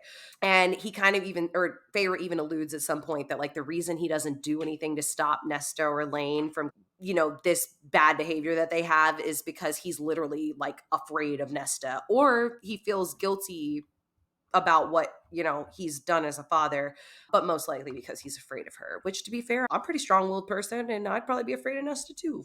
All right. And moving right along. All right, guys, that's the Archeron family. We definitely will get more from them What a in the books, bunch. but yeah, they're a fun bunch. Yeah, I think we both knew that Nesta was going to be the longest conversation when it went to at least the Archeron family. And now we have Yeah. our other long, probably topic of conversation here with our golden boy, Tamlin. Tamlin has a lot of interesting traits, at least from what we've seen so far. We are still very early in the book, but my description of Tamlin would definitely be at this point is that he's kind of arrogant, to be 100%. I do think that Feyre does have a very strong opinion of the Fae that is a little bit arrogant herself, like thinking that she knows all this stuff that she doesn't necessarily. But Tamlin makes plenty of comments about like insignificant humans and, being weak or being lesser than, like he's some sort of hot shit. Like, you're not.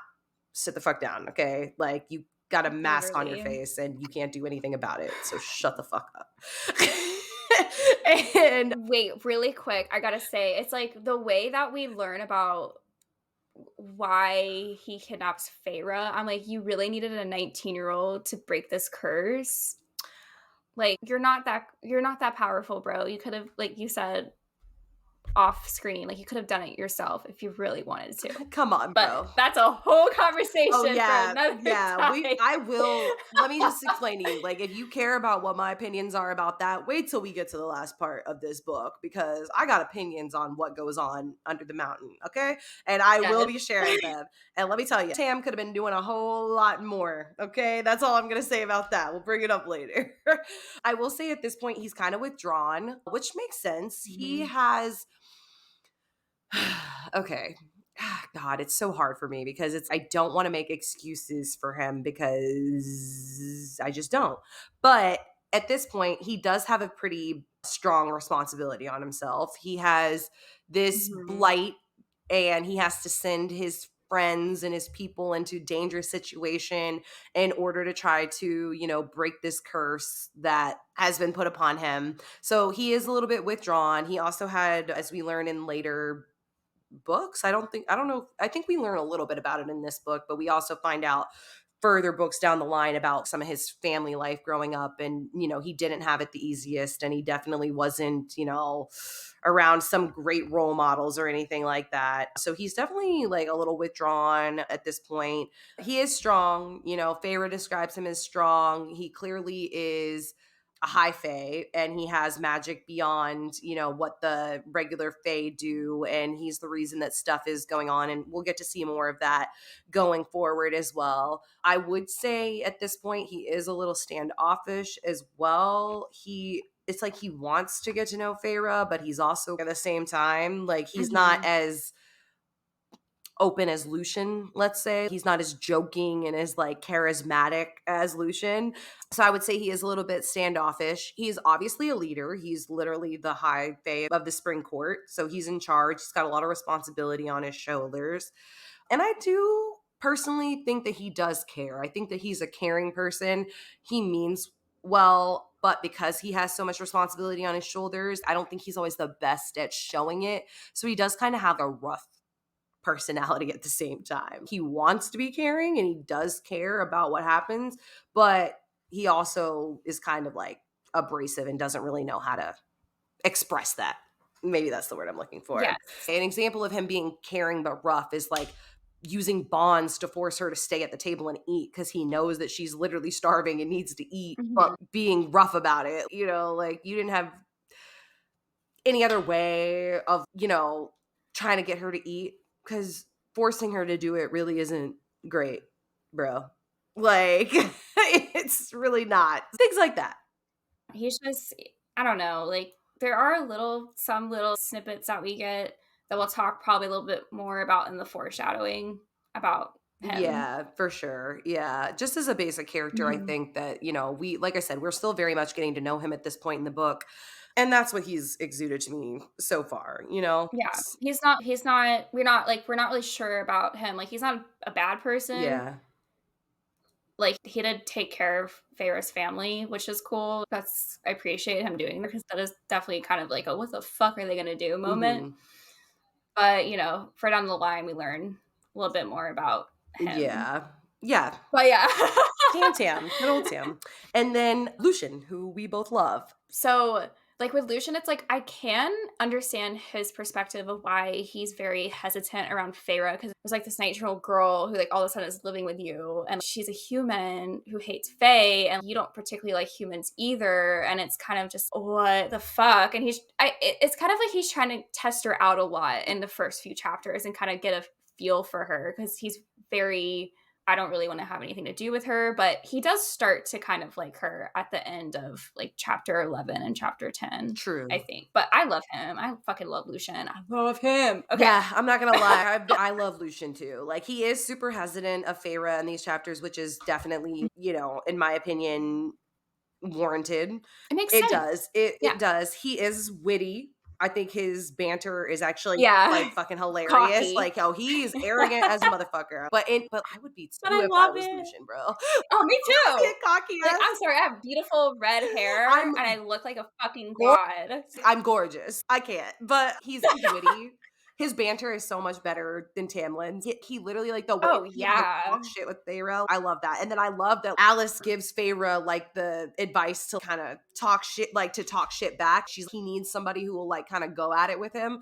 And they do. Mhm. And I love it. Even though he's Yeah. an asshole, it's in a fucking hilarious way. And I love it. I love Yeah. their banter. And then obviously, as we get further into it, Lucian has a lot of good moments. He has some bad moments, but he has some good moments. He has For a lot sure. of good. Everyone will, but I love Yeah. And I him. wouldn't even say they were bad Mhm. moments. They weren't like red flag moments. They were just like, oh, you're being an asshole Yeah. moments. Yeah, like, you're not thinking too much, buddy, Yeah. but it's okay.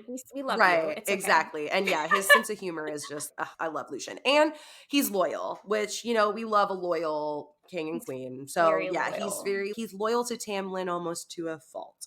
So, About to say, he is might be a little bit too yeah, loyal, but it's okay. sometimes we gotta I do understand his perspective, though, with that. I'm a Lucian defender. yeah, yeah, we love Lucian over here. So you won't get too much shit talking about us or about Yeah. him from us. But yeah, we will definitely touch Yeah. on it more as we go through the books further. He only becomes a bigger and bigger part of the story, as does Tamlin really, because at this point, like in my personal opinion, we haven't really gotten into the nitty gritty of either of Mhm. their characters yet. I think for the most part, this the first part of this book kind of focuses on A, the world building of where we're at, and B, the Archeron family and their dynamic Mhm. and what's going on, with them and in their lives to get to this point. All right, guys. So now that we're done with our character discussion, like I said, more to come in the future, but we're going to go ahead and get into a little bit of the foreshadowing that happens in these first couple chapters.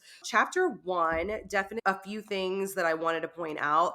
I definitely think that these things like this passage shows a little bit about Feyre and kind of potentially the capabilities that she has, in the future. On page 5, she starts, you know, having an inner monologue basically, and she's talking about this fae and about this wolf that she has to kill, and she's considering the fact that it might possibly be fae. And she says, "Yet maybe it would be a favor to the world, to my village, to myself, to kill him while I remained undetected. Putting an arrow through his eye would be no burden." That's Feyre coming to terms with the fact that she could be killing a literal living creature, and she's okay with it. She thinks that because it is for the greater good, it's all right. And so to me, I definitely have questions, especially later on in these books, about Feyre possibly also being a morally gray character, even though a lot of people view her as a morally not gray, like a just a moral character. I actually think that Feyre displays and like straight up acts on a lot of morally gray things, and that this is foreshadowing for that. And why her and Rhysand are so perfect for each other, because they both are morally gray characters, in my opinion. A Mhm. lot of the stuff that Feyre does, Yeah. especially in Akawar, lead me to believe that she does have good morals, but she is morally gray because at the end of the day, she's willing to do whatever it takes to accomplish what she thinks is right. And that highlight or that passage basically continues on page 6. It says, "And if it was indeed a fairy's heart pounding under that fur, then good riddance. Good riddance. After all their kind had done to us, I wouldn't risk this one later creeping into our village to slaughter, to maim and torment. Let him die here and now. I'd be glad to end him." Yeah, I just, like I said, a continuation of her, A, being a morally gray character and not being this good moral character that kind of I feel like she's typically portrayed as. Also, I think that this kind of shows that she's willing to kill if she has to. And then also, this is kind of a little bit of an alluding to what she has to do later in this book when she's faced with Amaranth's challenge. There's a couple things. A, the person who broke the curse and killed the fairy, it wasn't, it was specific that it had to be somebody who hated fairies. So that obviously matters because it couldn't just be somebody who happened across this wolf and just killed it because they wanted to or had to, rather. It had to be somebody who stopped, like Feyre, considered the fact that it could be a fairy and killed them with malice in their heart. And so I definitely think that comes back later. And then just the last little bit of highlight that I have here was basically saying, grunting against the weight, I grasped the legs of the deer and spared a final glance at the steaming carcass of the wolf. Because at this point, she's skinned the wolf and she's taking its fur. And she says, I wished I had it in me to feel remorse for the dead thing. But this was the forest and it was winter. So this is basically Feyre once again just justifying to herself her actions. She's acknowledged that at this point she knows very well that it could have been a fairy and she just doesn't care. Later on, we know at the end of this book, she ends up having to kill a fairy when she doesn't want to. And I feel like that is in a little bit of a way foreshadowing that for when she had the opportunity to not kill it and she chose to do that. And then B, like I said, just the fact that she was going to be the one to break the curse because we know that the person who breaks the curse had to do it with malicious intent. And then B, or C, I guess, later on, her becoming a little bit more of a morally gray character. And this being kind of just the start of that, showing that she had it in her from the very beginning. I mean, this is page 5. And in my opinion, we get a little bit of, oh, maybe this person isn't as good as we think they are. That is the main foreshadowing or discussion that I wanted to have about chapter 1. Well, I think I wanted to add was like it makes sense because also again we're seeing this from her Mhm. POV. So where it makes sense of why she might I mean, obviously she's gonna paint herself in a better light than she might be, but it's and I love Feyre. Like I don't think she's a bad person or anything, but like she definitely does make oh my god, my cat, sorry. She's for dinner, mom. I was like, she has to make her weekly appearance. No, literally, she needs to have her own little section. But yeah, I was just saying that she's definitely not a bad person or anything, but it makes sense of why her POV would be putting her in a different light than we might see from other characters' POV. down the line. Yep. And then chapter 2, this is a very brief foreshadowing, but when Feyre's talking about the ward markings on the house and how her dad traded these figurines for the ward markings, it was basically, in my opinion, foreshadowing that a Fey was going to one day show up and prove the wards useless. I think we already, had that come to Yeah. fruition, but it is funny that she just mentioned this in an early chapter and then literally 4 chapters later, it's, hey, newsflash, they actually didn't work, and this Fae just busted in through your door and took your fucking daughter away. And then we have Elaine giving Feyre the paint and learning that Feyre literally painted their entire house with it. If anybody knows anything about Akamath or A Court of Mist and Fury, we know that Feyre likes to get a little crazy with the paint, and she likes to paint houses. And I'll just leave it at that. I definitely think that's a little bit of foreshadowing for the fact that as soon as Feyre got left alone in the cabin in Akamath, she literally painted the whole thing top to bottom. So that's just kind of a little bit of funny foreshadowing. And then we have the dresser, which to me is actually a huge foreshadowing point and something we probably will take a second to actually focus on for a minute. Obviously, they describe in chapter 2 this dresser that Feyre painted, where each sister had a drawer basically, and she painted the night sky for herself. She painted flames for Nesta, and she painted flowers for Elaine. In my opinion, our opinion, this is blatant foreshadowing for a lot about the Mhm. sisters.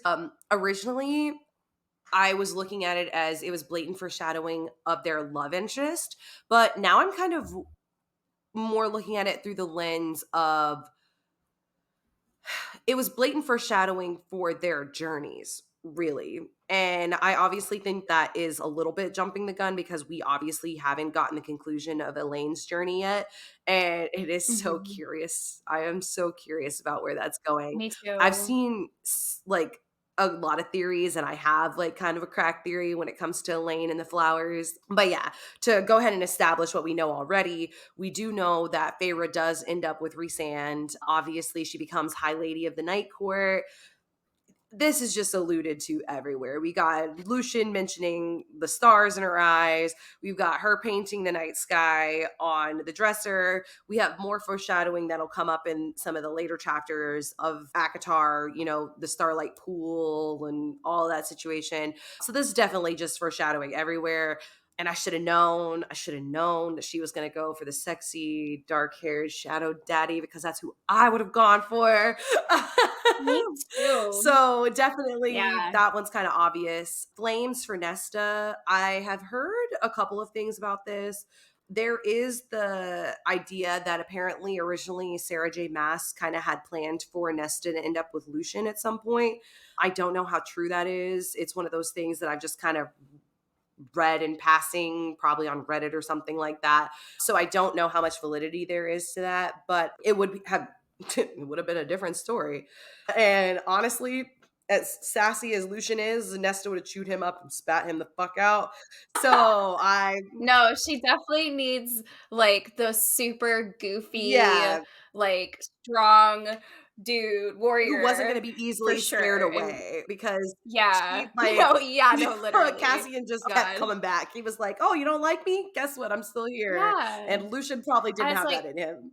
I remember Cassie literally was saying that I don't it's not the exact quote, but he basically was telling her, "I wasn't ever scared of you because I walk with death all the I time." love Like, that. and it's just I do love that oh, me too. quote. It's one of my favorite quotes ever. Literally, I was like sobbing. Oh my Yeah, god. Okay, anyway. that is such a good quote. But yeah, no, I mean, just look at how Lucian has handled this whole situation with Elaine. Elaine rejected him, and he basically was just like, okay, and ran off to go start having a co-relationship with Jurian. So, like, Lucian didn't have in him to be the kind of man that Nesta would have needed to really step up. Yeah. So probably a good thing that they didn't end up together or that they weren't mates. But I do think that there is some foreshadowing there for possibly that while, like I said, it maybe is not her love interest necessarily, it could just be her journey in general. We know that Nesta is literally silver flames. She's got the cold fire. That's like literally her power. So I could definitely see that being an allusion to that. And that brings me to the whole Elaine thing. So we know that Elaine is a seer, and that doesn't really explain the flower thing, but bear with me here because this is definitely a crack theory. And listen, I don't want any comments about me being like, Elaine's gonna end up with Lucian or Elaine's gonna end up with Azriel. That's not what I'm saying here, okay? This is a theory. But what if something happens with Tamlin and Lucian, because he is never going to be the leader of the Autumn Court, because obviously he's got like several older brothers in front of him. Now we got two other courts that this motherfucker could possibly end up at. We've got, is he going to come out as the true heir of Helion and become the heir of the Day Court? Or is he somehow going to step up and take over for Tamlin because Tamlin doesn't have any heirs? And so they have as a Tamlin, and he becomes the like High Lord of the Spring Court because he's been Tamlin's emissary this whole time. And Elaine actually ends up with Lucian, and then she becomes High Lady of the Spring Court. Just saying.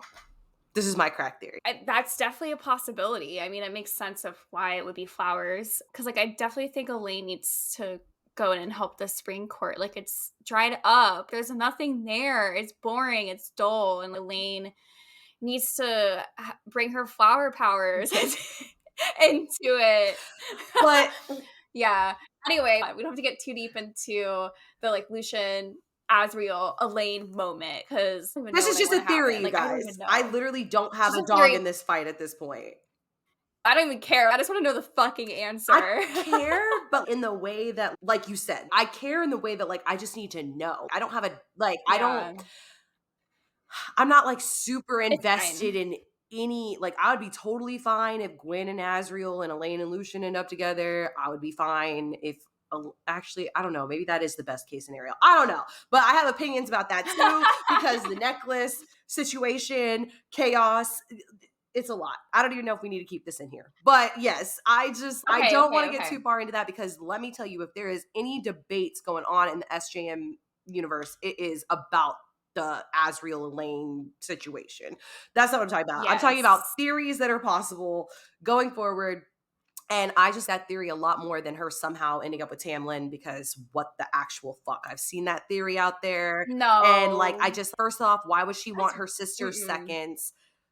Just the whole thing just rubs me the wrong way. So yeah, that gives me the ick. Yeah, it's a no. So in chapter 3, we get a little mention of how there's some creatures in the Feylands that can take you deep beneath a pond, and that is direct fucking foreshadowing for A Court of Silver Flames when Nesta goes to get the mask. 100%. And then also, the mercenary brings up to Feyre that creatures have been coming through the wall for the past 50 years. And we know Amarantha took control for the past 50 years. And the wall is starting to kind of crumble a little bit because of her. Mm-hmm. And her connection with Highburn and just that whole situation. That's kind of the lead up to obviously the bigger bad villain, because we know that Amarantha isn't actually in game and that there is a bigger villain coming and that his goal is to basically tear down the wall. So that is definitely a little bit of foreshadowing there. So a little bit of foreshadowing that we get in chapter 4. This is just super cute, actually. Feyre's father tells her, you go somewhere new and you make a name for yourself. This is literally Feyre's journey. She literally travels to a new land that she's never been before. She actually makes a name for herself by defeating Amarantha and breaking the curse. And she literally becomes Feyre Cursebreaker, which she's referred to throughout the rest of the ACOTAR series. She obviously gets a couple other titles as we go along. But yeah, her becoming Feyre Cursebreaker, just, I thought that was such a cute little tie-in because it's like he literally tells her, like, go make a name for yourself, and she does, and she will always be Feyre Cursebreaker. And then we get Feyre warning Nesta about Thomas, which we did touch on a little bit under the character portion and in the actual plot breakdown. But we find out in Silver Flames that Thomas is a real piece of shit, like an actual piece of shit. And this is just alluding to the fact that he's capable of something as vile as what we find out about him. And that Feyre really did try her best to warn Nesta about this. And she wasn't just being like, you can't marry him to be an asshole. She was doing it for a reason. And so definitely wanted to make sure that I mentioned that, and that will come back into play later. All right, and so here we are in chapter 5, and we do get some world building here. We learn more about the Seven High Lords, which obviously becomes a huge plot thing later in the books. I mean, that's literally like after this book, that is what this whole series is about, is like just these seven lords versus Highburn and just versus themselves and all of that stuff. So that obviously becomes like a huge thing later on in ACOTAR. And then Feyre mentions in this chapter that her father used to tell her stories that were milder than the stories that she would hear from the other villagers and the other humans about the Fae. And for me personally, I just think that this is a little bit of foreshadowing that her father knew a little bit more about the Fae than we were originally led to believe. We know when we find out later that Feyre's father did have connections with the Fae, and that when he was a trader, he used to actually trade and work with the Fae, and he shows up in a big way later. And so I definitely think that this is a little bit of a foreshadowing for that, just being that he had milder stories to tell her because he had experience, whereas a lot of these people are making these stories and speaking out of fear. And then we are going to move on to chapter 6. In chapter 6 we get a little bit of foreshadowing. Actually, this is kind of like one of the bigger foreshadowings and literally gets mentioned when we get to this part in the book. But Alice tells Feyre to keep her mouth shut and her ears open. It'll do you more good here than a loose tongue. And keep your wits about you. Your senses will try to betray you here. So this comes into play in the throughout the rest of this book. Basically, we have it with the Puka situation where she was already tricked into thinking that her father showed up when he didn't. She was in the garden and she saw that, figure or whatever, and she doesn't really know what's going on. We have it when she's dealing with the bog situation, and thankfully Lucian was there, but she needed to keep her wits about her there. And then we know that in the end, when she's actually like completing Amaranthus trials, there is a big trial, a huge trial, where she has to unalive Tamlin. And she doesn't know if she can do it because she loves him at this point. And it's the fact of all the little details that she was listening to and eavesdropping on throughout ACOTAR, where she realizes that Tamlin's heart is literally made of stone, which is something that I'm sure we'll touch on in the next couple episodes. But she's eavesdropping and she hears Lucian say, for a man whose heart is made of stone, like, you sure do have a lot of whatever feelings or something like that. And that literally is true. Tamlin isn't just like cold-hearted. His heart is literally made of stone. So Alice telling her to pay attention and to keep her wits about her, it matters in a big way. And it matters in all of ACOTAR because the Fae are very tricky and very smart, and their words mean a lot. So you have to pay attention to what they're saying, because a lot of times what they're saying isn't actually what they're saying. And a lot of times what they're like joking about or hinting at ends up meaning something a lot more than you think it does when they're doing it. So in chapter 7, Feyre asks Lucian why Andreas was even in the woods that night. And this is just kind of, he doesn't give her a response. Like, he doesn't tell her an answer. And we learn later in the book that it was kind of all of Tamlin's setup to get her to come to Prithian to break this curse for them. That really ends up being like a huge reveal, is like why Andrus was in the Mm-hmm. woods that night. I mean, we've talked about it a little bit about Tamlin, sacrificing his friends and literally sending them out there to be slaughtered, like time and time and time and time and time again for 50 years.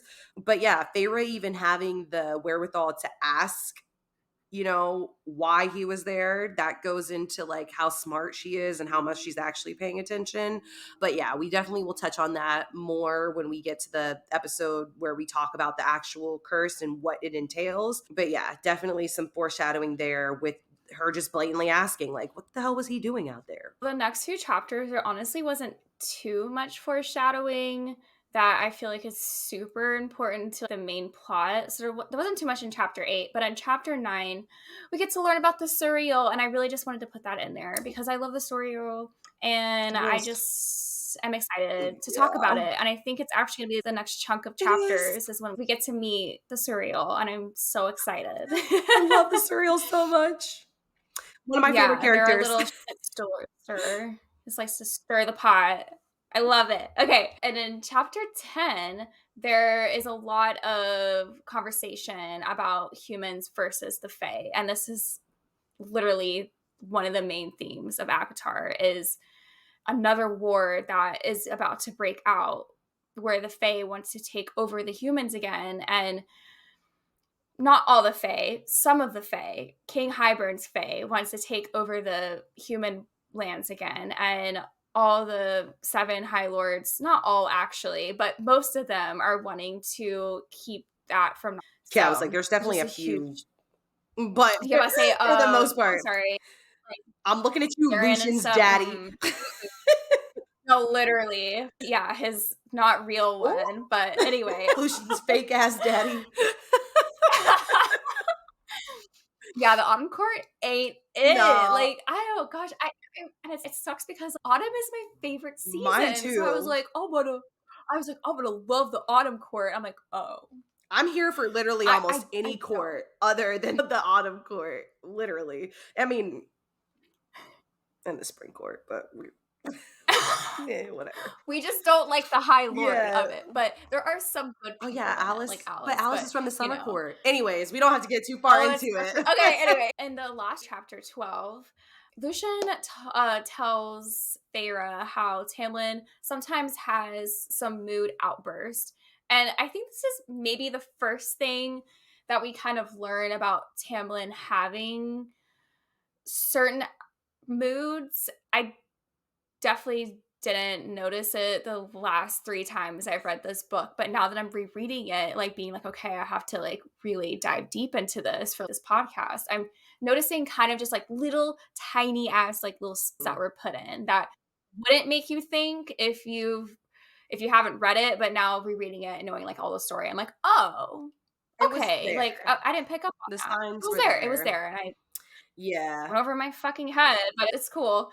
And then also, chapter 12 does end with Feyre having nightmares, and Feyre having nightmares is such a fucking theme in Akamath and Akawar. That's something that she really struggles with. Like all of her past trauma really comes forward in her dreams. And it's like she's being literally tortured when she's trying to sleep and she wakes up constantly in a panic and has to throw up all the time. So it's really just starting to show that's kind of how her brain like deals with past incidents that were really difficult. Yeah. Yeah. And her counterpart might have nightmares too, which Yeah.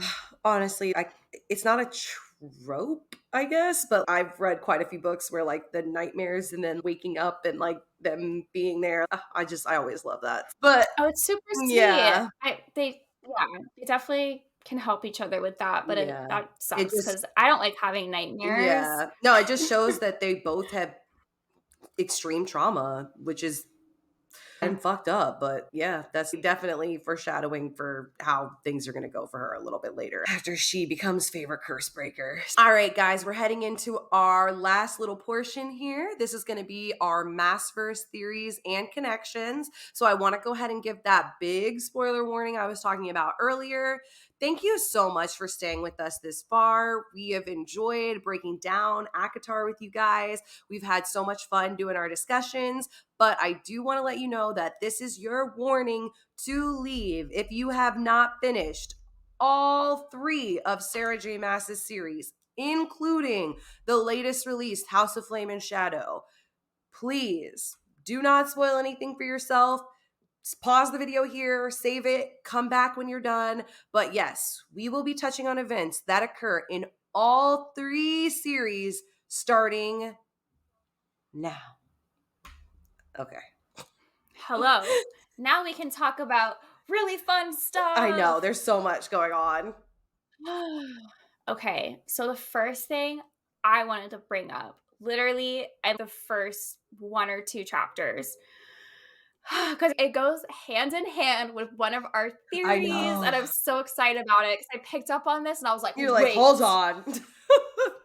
this is something." Okay, so we learned that humans don't worship the gods anymore. And I'm over here, whoa, because from Throne of Glass, we learned that the gods aren't really that, they're really kind of just, ugh. I have this really big theory about Deanna from Throne of Glass also being Luna, and she's not a great god at all. And like, she kind of sucks. And it just kind of just shows me that no one really trusts the gods. And I feel like there has to be a reason for that. Maybe the upcoming book that might be called Twilight of the Gods will have something to do with this. It's all just like little tiny Easter eggs that have been laid out for us in all these books. And it's just starting to make fucking sense. Yeah, absolutely. I mean, there is the fact that they're literally trapped, at least the gods in Aurelia are trapped. I don't know if that has something to do with the fact that like they're not around anymore, but you would think that the lore would still be there. So there definitely is a reason that the humans stopped worshiping gods, and we don't know what that is, but we need to find out. I don't know if that also is a sign that possibly the gods have shifted into something else, which is why they're Ooh. not believed to be gods anymore, or they're not considered gods anymore.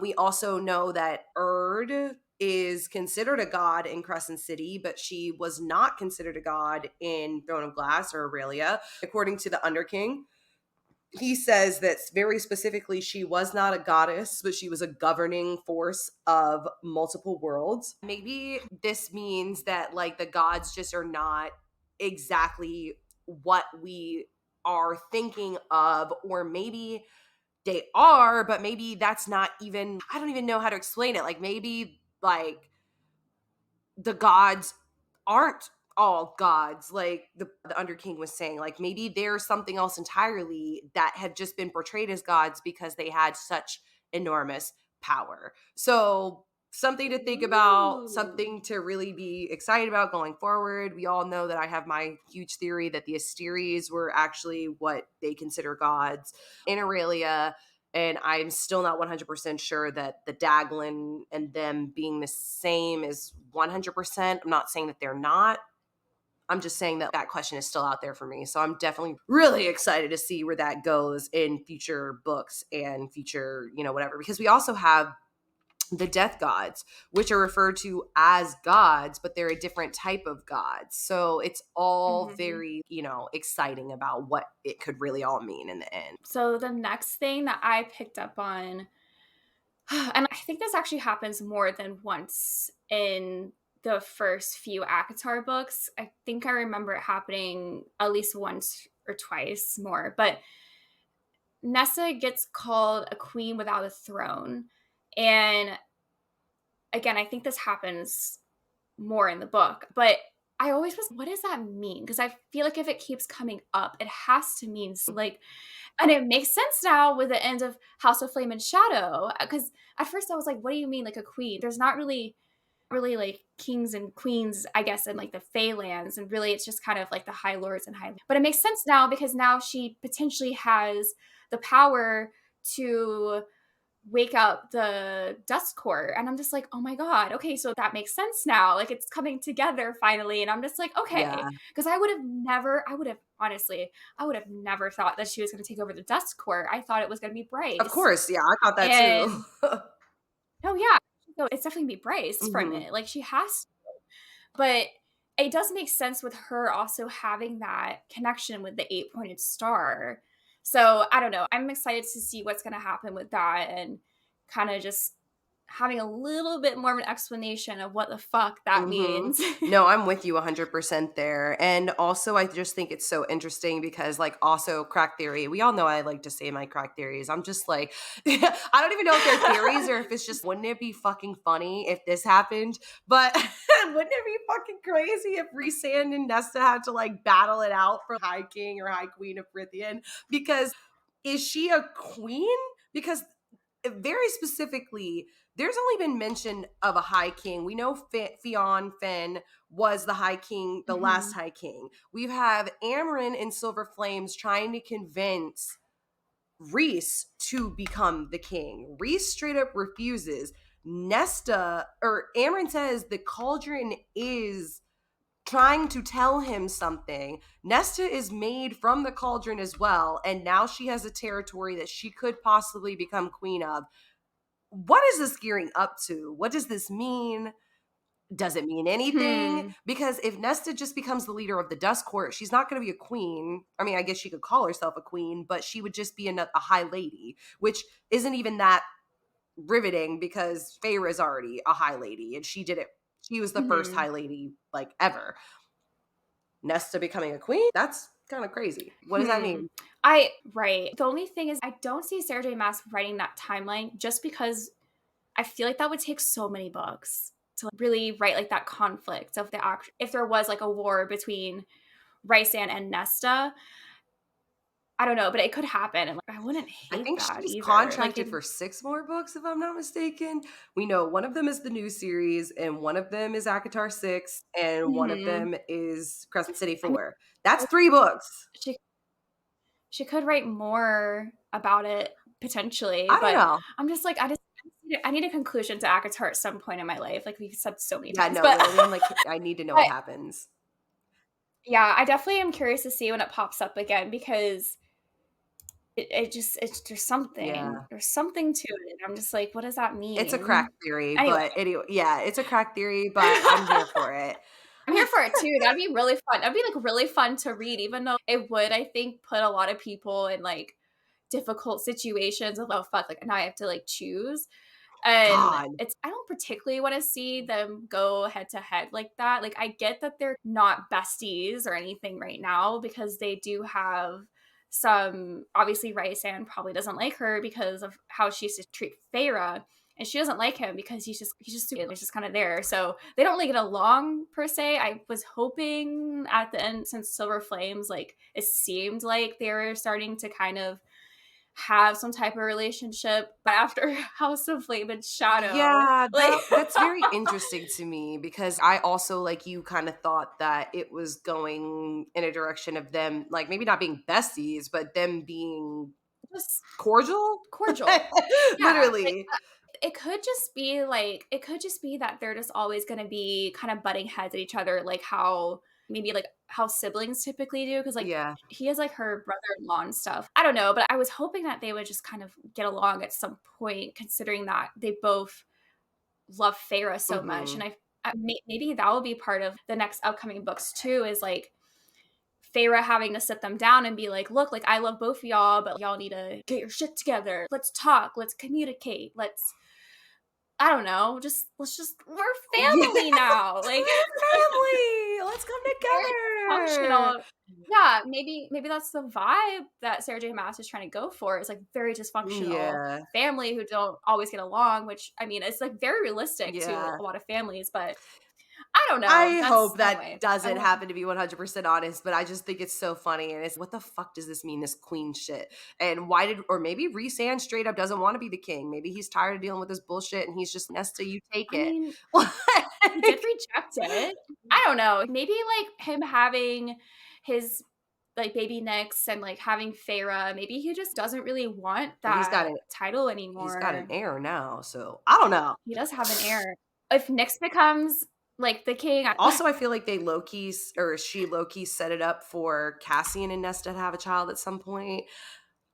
I don't know. oh yeah, for I don't sure. know.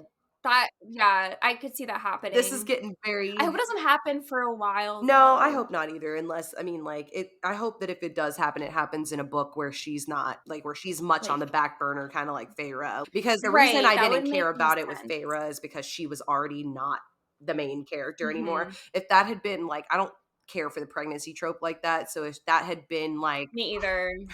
while It's not she my was the thing. main character, that had been, like, a thing, I probably wouldn't have vibed with that as much. It was okay because she was already a side character, Same. but even then, I didn't know 100% how I felt about it because I felt like Feyre was like, "I don't wanna have kids for a long time," and then she literally was like, "I'm pregnant," and I couldn't be happier about it, and I was just like, "Oh, okay."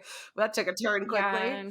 but anyways, we will get more into that as we get some more foreshadowing and go more through ACOTAR. I don't know if there's, more Easter eggs that we've missed at this point. So that'll be really interesting to just see where that whole thing is going. Okay, so the next one I have seen people talk about so much online, and we have to bring up The Mercenary. Mm-mm-mm. There is a lot of people out there that think The Mercenary means something significant to the Sarah J. Maas universe. I don't know what I believe, to be honest. I really don't. Like, I've seen theories that I just don't agree with too much. I've seen theories of people thinking it might be Fury from Crescent City. I don't, the description is somewhat alike to Fury, but it's not exact enough for me to believe it. And I will say the description really quick before we discuss it. So, the mercenary is described as having thick, dark hair that was shown to her chin. Her tan face seemed hewn of granite, and her black eyes narrowed slightly at the sight of me. Such interesting eyes, not just one shade of black, but many with hints of brown that glimmered amongst the shadows. I know you have something you want to say about it, Lauren. I'm interested to hear your crack theory about it. Another crack theory from me. I'm just all over the fucking place with the weird ass theories. But like I said, Oh, I love I don't even it. know if they're really theories or if it's just me being like, oh, This is what if fun. this happened? But okay, so bear with me, okay?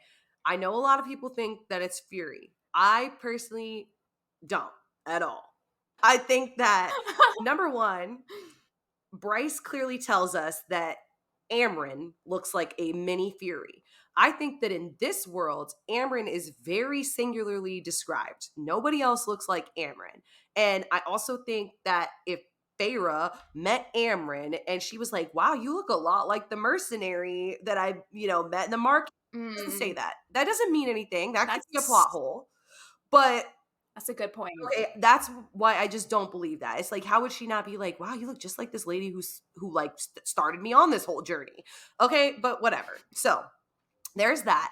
But I do think that the description leans towards somebody of a more Latin or Middle Eastern or maybe even Indian descent. Okay, what do we know, or what people do we know from Throne of Glass worlds that look like that? People from the southern continent, okay? What do we know about the southern continent? That's where Maeve's spiders came from. This lady doesn't Oh, say, I see where you're going. this lady does not say what attacked her. Very specifically, she doesn't say. She just says it was this beast that, I had to take out or whatever. I barely made it away. Barely made it away. It bit me.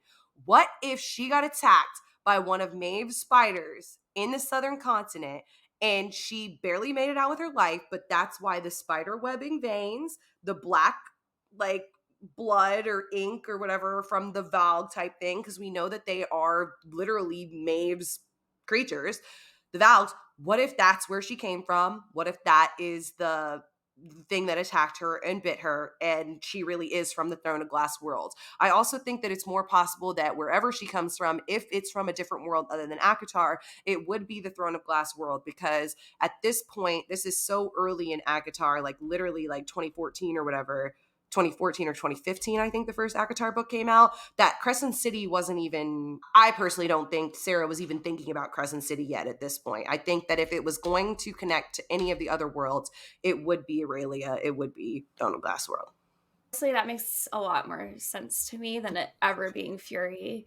Like, and I even put, when I was reading this, I put in our little outline, I was like, okay, why is her like bite mark and her veins Hmm. black? That screamed to me something about the Vogue. And I'm just like, what the fuck does that mean? But it makes sense if it was a creature, aka a fucking spider from the Throne of Glass world.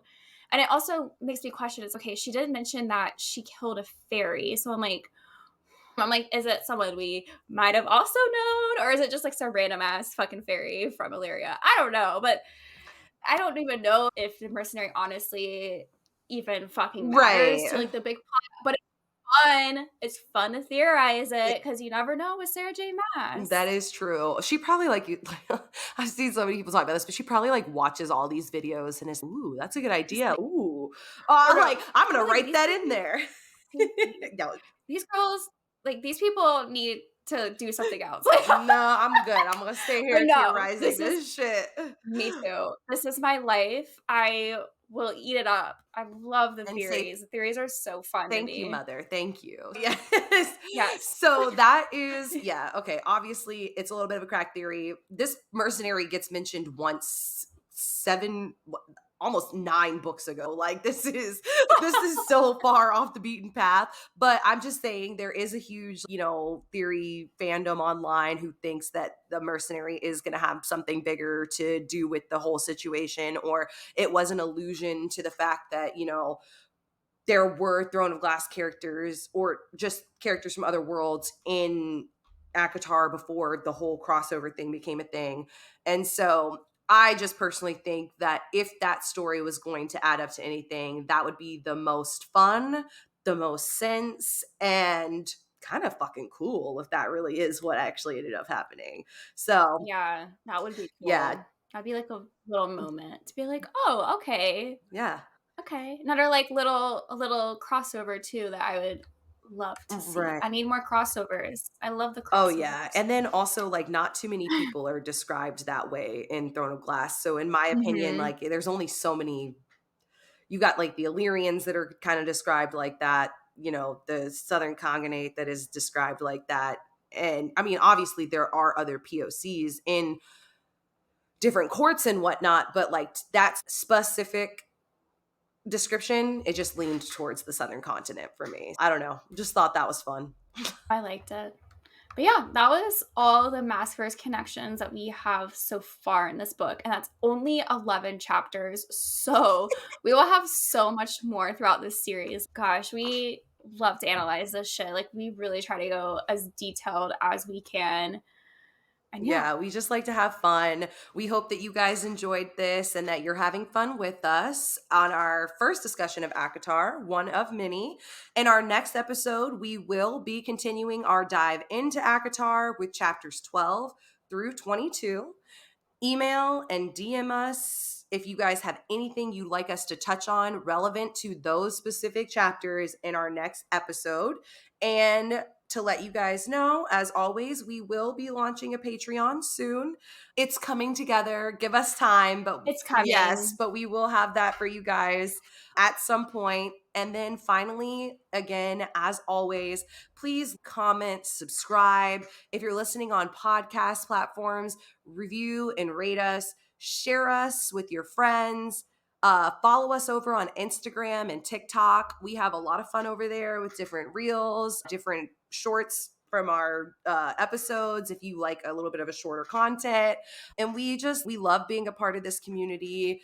We cannot wait to see all the ways that it's going to grow even more as time goes on. You guys have been more than amazing and so incredibly supportive. Ellie said earlier, like, we've loved getting the different DMs and messages from you guys. It means the world to us. Anytime you comment or do anything like that, we just love it. It makes our day. So keep it coming. We appreciate it. And we can't thank you guys enough. And then, as always, we want to end on a quote. And so, from these chapters, I just want to say we need hope. or else we cannot endure. All right, guys. Bye. Bye, guys.